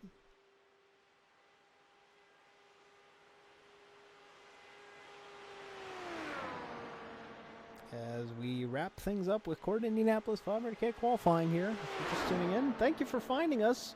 If you're just tuning in off of Podium Esports, thank you for sticking around. I'm David Amboys, and welcome to Indianapolis 500K qualifying. What you're seeing is qualifying for next week's Indianapolis 500K. We are in the dying stages of it. Not that much time left. And we are seeing the last little bit of qualifying. Unfortunately, I am being told that Roger Espinoza's microphone is unfortunately broken. So we won't be able to talk with Espinoza, but he was all game for it, but his microphone is broken, so no interview with Roger Espinoza. Instead, we will focus in on this. Kyle Pokrovsky literally needs to find 2/100ths of a second. That's all it is. You can't even blink in 2/100ths of a second. That's what Kyle Pokrovsky needs to find to make the Indianapolis 500K. He is 35th. 33 make the show. Right now, he would probably stand in as an alternate if the CORT administration chooses to do so. As Pokrovsky starts lap number 1. We've had a little bit of everything. We've had some comedy, we've had some drama, we've had some intrigue, we've had some controversy. We've had some fun these last 3.5 hours, and again, thank you so much to everybody for watching. We hope you've been entertained. I want to give a shout out to It's Me B.O.B. out in the chat. That man right there is working the front lines in the hospitals in Philadelphia, working for the coronavirus, or working against the coronavirus. I'll give him a shout out right there. Would be remiss if I did not do so. Kyle Pokrovsky, first lap, 39.788. Oh, he's 100th off. Oh my goodness. He could not be any possibly closer to that outside wall than he was right there.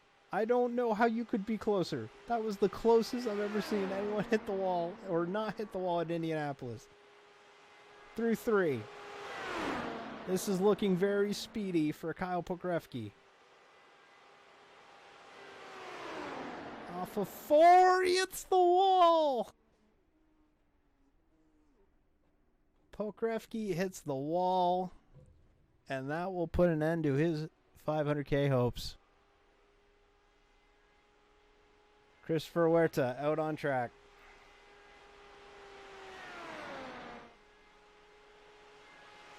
30th fastest as it stands with 25 minutes to go, but we will not hit that because after Huerta, we have one car left, and then that will be it for Indianapolis 500K qualifying.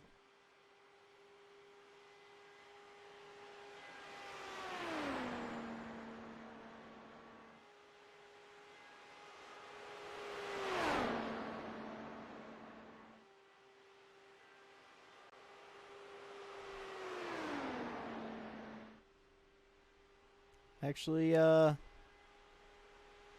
believe we will have another set of runs. I'm not kidding, folks. We're going to get another set of runs. But these will be reserved for drivers outside of the top 33, it appears. So we will have some more runs.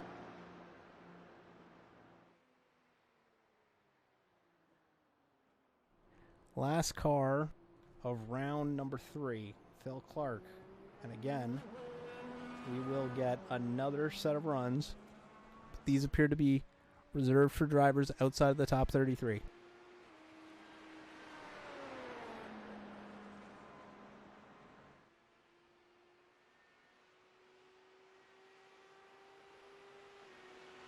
Phil Clark, and these will be time dependent.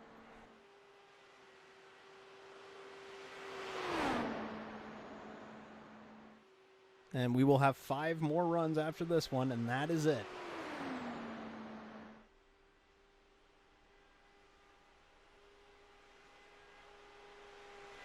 Clark coming to start his first run.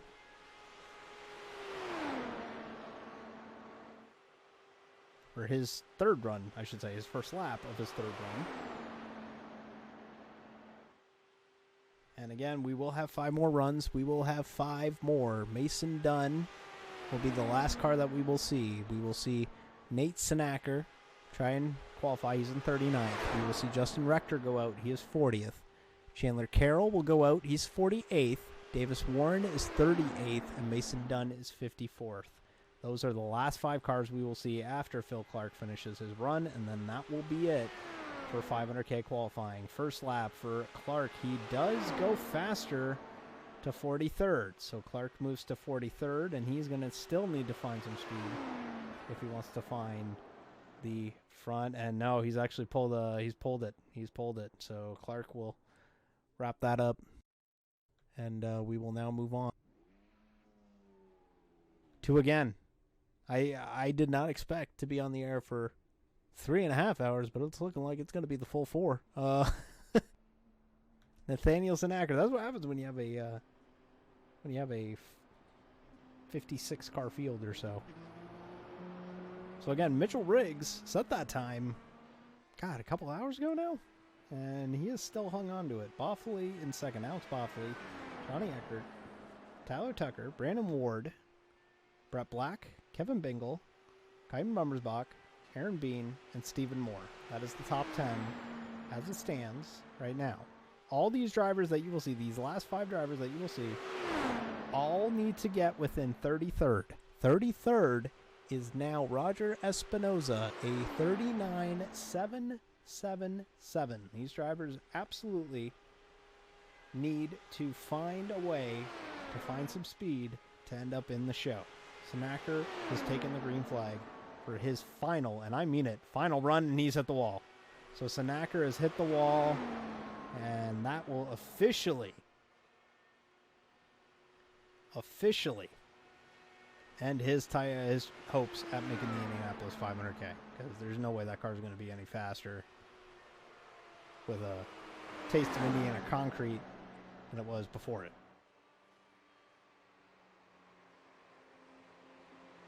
So he's driving it back, but yeah, he's coming right to the pit lane. That will be it for Sinacker. 21 minutes remaining, but we've only got 4 runs to go.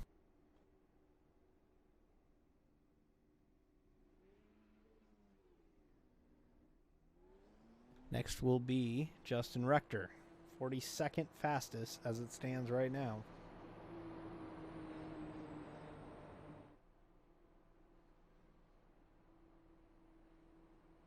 Hearing reports that, at least on our timing and scoring, it says 777, but hearing reports from Turbo Junker in the chat that Espinoza's time is actually a 776. So there is a little bit of variance in between our database and what the sim is kicking out. So we are a little bit off, but it's that tight, folks. It's that tight. It's that tight. The difference between racing next Tuesday and not making the show. It is that tight right there. And this is all going to be it's going to be all imperative.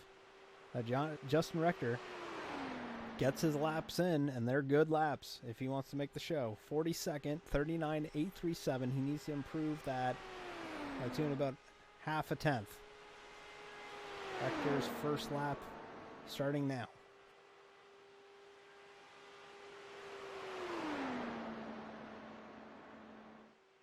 Rector out of North Carolina. Former ISDC champion in that league before it went belly up.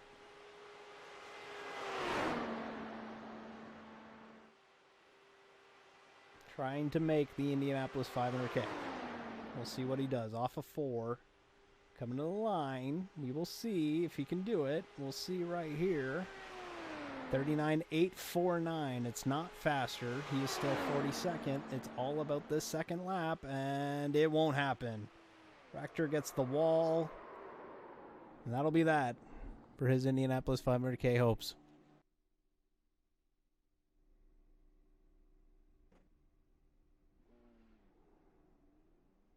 Chandler Carroll out on track now. This is our third of 5 final qualifiers here.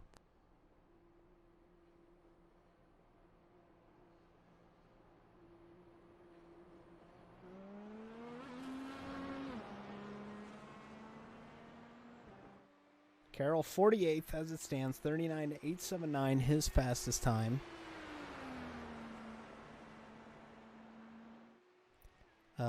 He crashed his second time out. He did improve on his third time. And this is his 4th and final attempt at making the Indianapolis 500K. A lot of these drivers were worried about making or getting 2 attempts in. And here we are. We're going to have some drivers who get 4. Carroll going to come to the line and get the green flag. Right now, we're not too concerned. It's looking like Mitchell Riggs might make it. It's looking like he'll probably be on pole. These drivers here are probably just hoping to make the show at this rate. These drivers are going for it. These guys are desperate, and they are wanting to make the Indianapolis 500K next week. Carroll into 3. Good line through 3. Looking all right. Didn't scrub off a lot of speed through 4.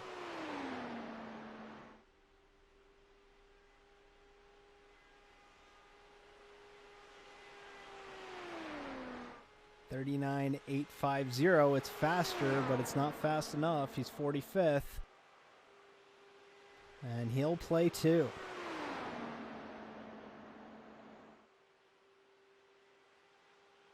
Carroll, backstretch. Every little bit helps now. Into 3.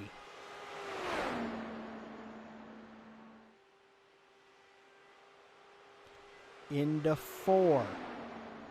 Through 4. Front stretch. Can Carroll get it done? To the line. 39.812. He will improve to 39th, but he will not make the Indianapolis 500K. Next out should be Davis Warren. And in fact, there he goes now. So we have Davis Warren, Mason Dunn. That's it. That is all that is preventing at Roger Espinoza from racing next Tuesday night. And we will see if Roger will make the show.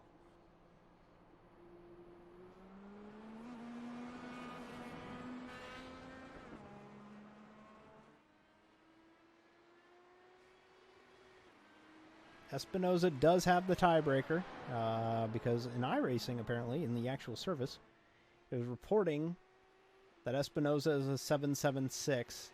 and Gooden is a 7.77. On our timing and scoring, it's reporting it as the exact same time as a 7.77.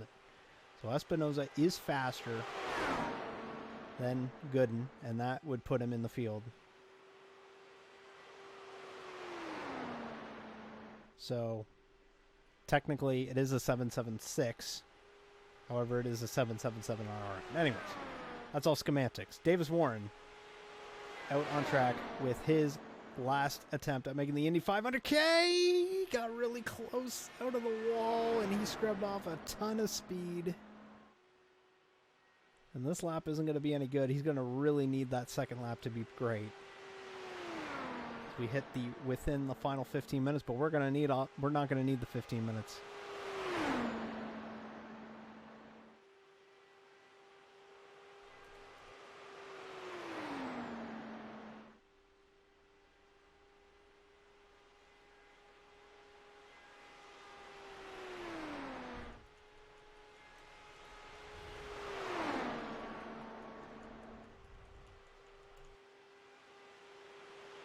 Davis Warren, first lap, 40.596.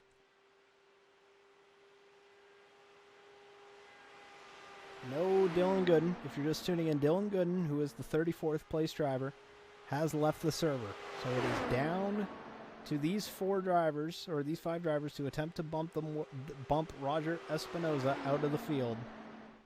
Right now, no one's been successful. Davis Warren off of 4, final time.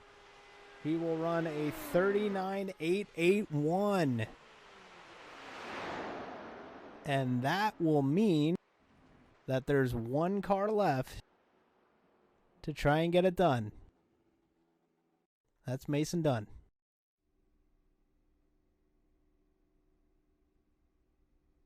And this is it, folks. This is it.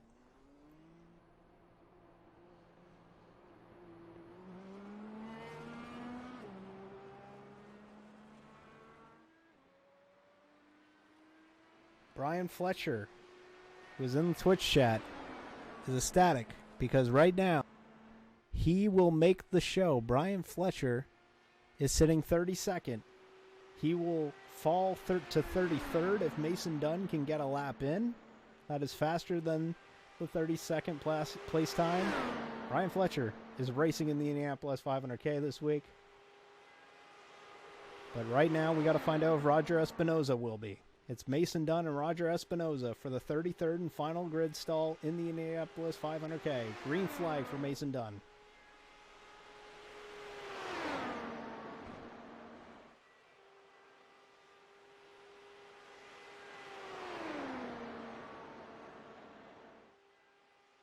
Off of 2. Dunn trying to get it done. Backstretch. Through 3, we've seen faster speeds into turn 3. Appears as if Dunn's maybe setting up for lap 2.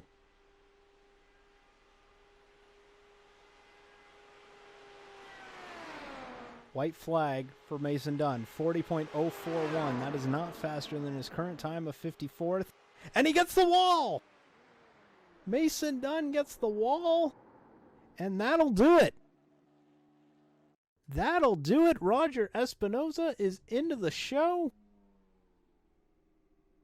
And folks, we're going to catch up with him now. Roger Espinoza, congratulations. You have just punched your ticket to the Indianapolis 500K. How do you feel? I can't believe it. I cannot believe it. I am still shaking. It's been, like 5 or 10 minutes after my run, I'm still shaking. I cannot believe I made it. Wow. How clutch is that? A 7.76 to Dillon Gooden 7.77. 1/1000th of a second. Take us through that run that you did. That was impressive.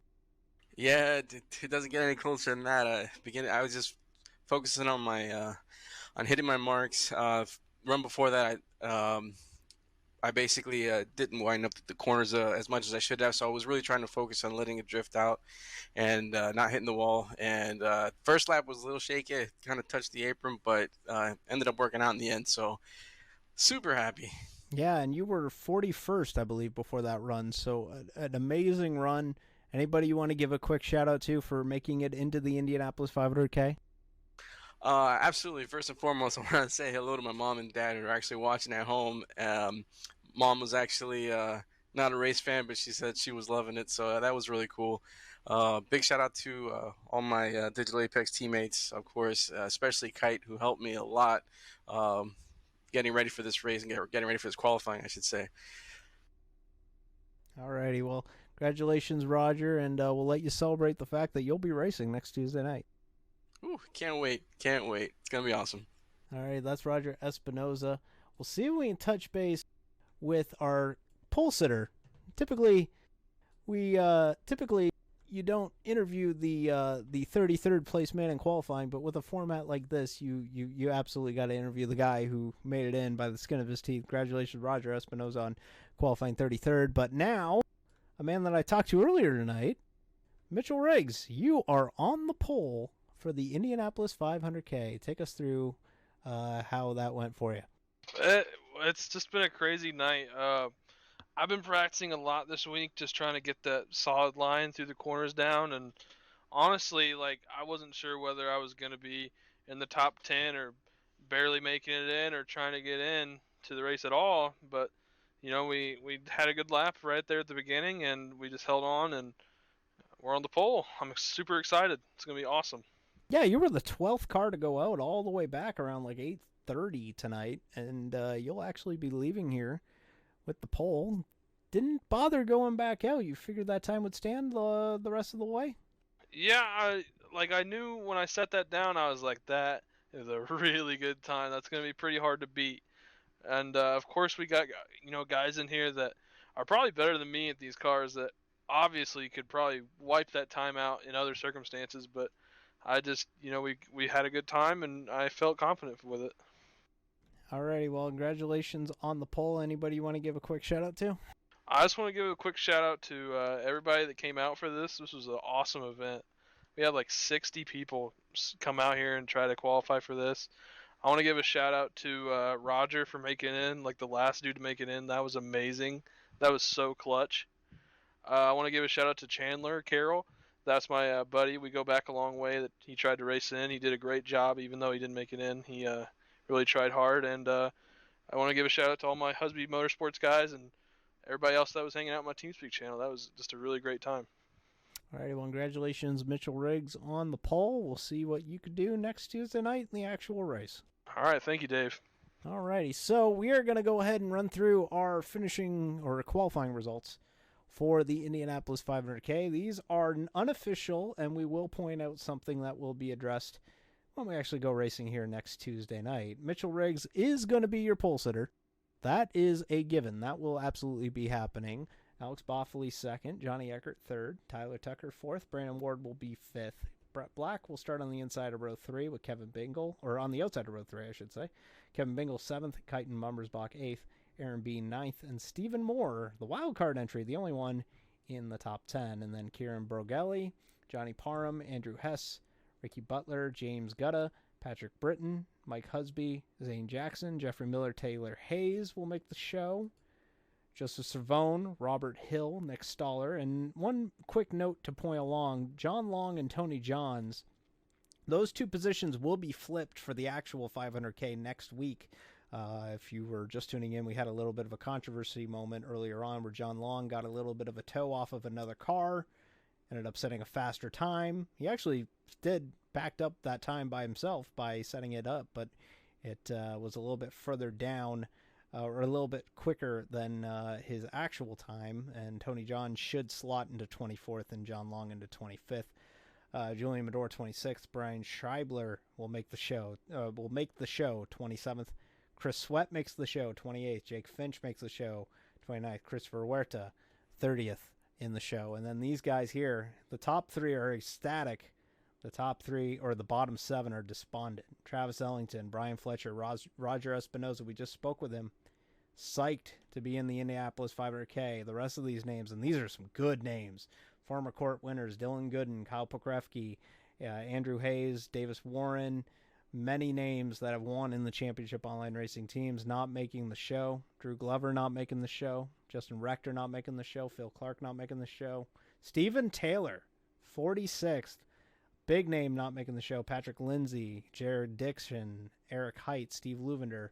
And then our final 7 names: Michael James Cox, Justin Stillman, Eric Steinmetz, Mason Dunn, Van Cleef, Heath, and Jeff Gross attempted a run but didn't actually post a time. But yeah, what a night from the Indianapolis Motor Speedway. Mitchell Riggs is on the pole, and Roger Espinoza is in the show. And I hope it was entertaining to you. I appreciate, again, Podium Esports for giving us the raid. Appreciate everybody tuning in and staying with us. We hope you were entertained. If you enjoyed what you saw, tune in next Tuesday night. We will be running the actual event for this race. We hope you could join us then. And if you're looking for something for tomorrow night, the CORT National Series will be at Richmond International Raceway, 9 p.m. Eastern, here on CORT Vision. We hope that you could join us here, twitch.tv/CORTVision. I'm David Amboys. I've been your host for 3.5 hours. I don't know if you can hear it. I barely got a voice right now. It's almost midnight. We're going to sign off. And again, congratulations to Mitchell Riggs and Roger Espinoza for being the 33rd qualifier. Front row for the Indianapolis 500K is Mitchell Riggs and Alex Boffoli. And we hope that you could join us this time next week. So for all of us here at CORT Vision, I'm David Amboys, flying solo, and we appreciate it, as Mitchell Riggs will be your pole sitter 1 week from tonight. So for all of us, so long, everybody.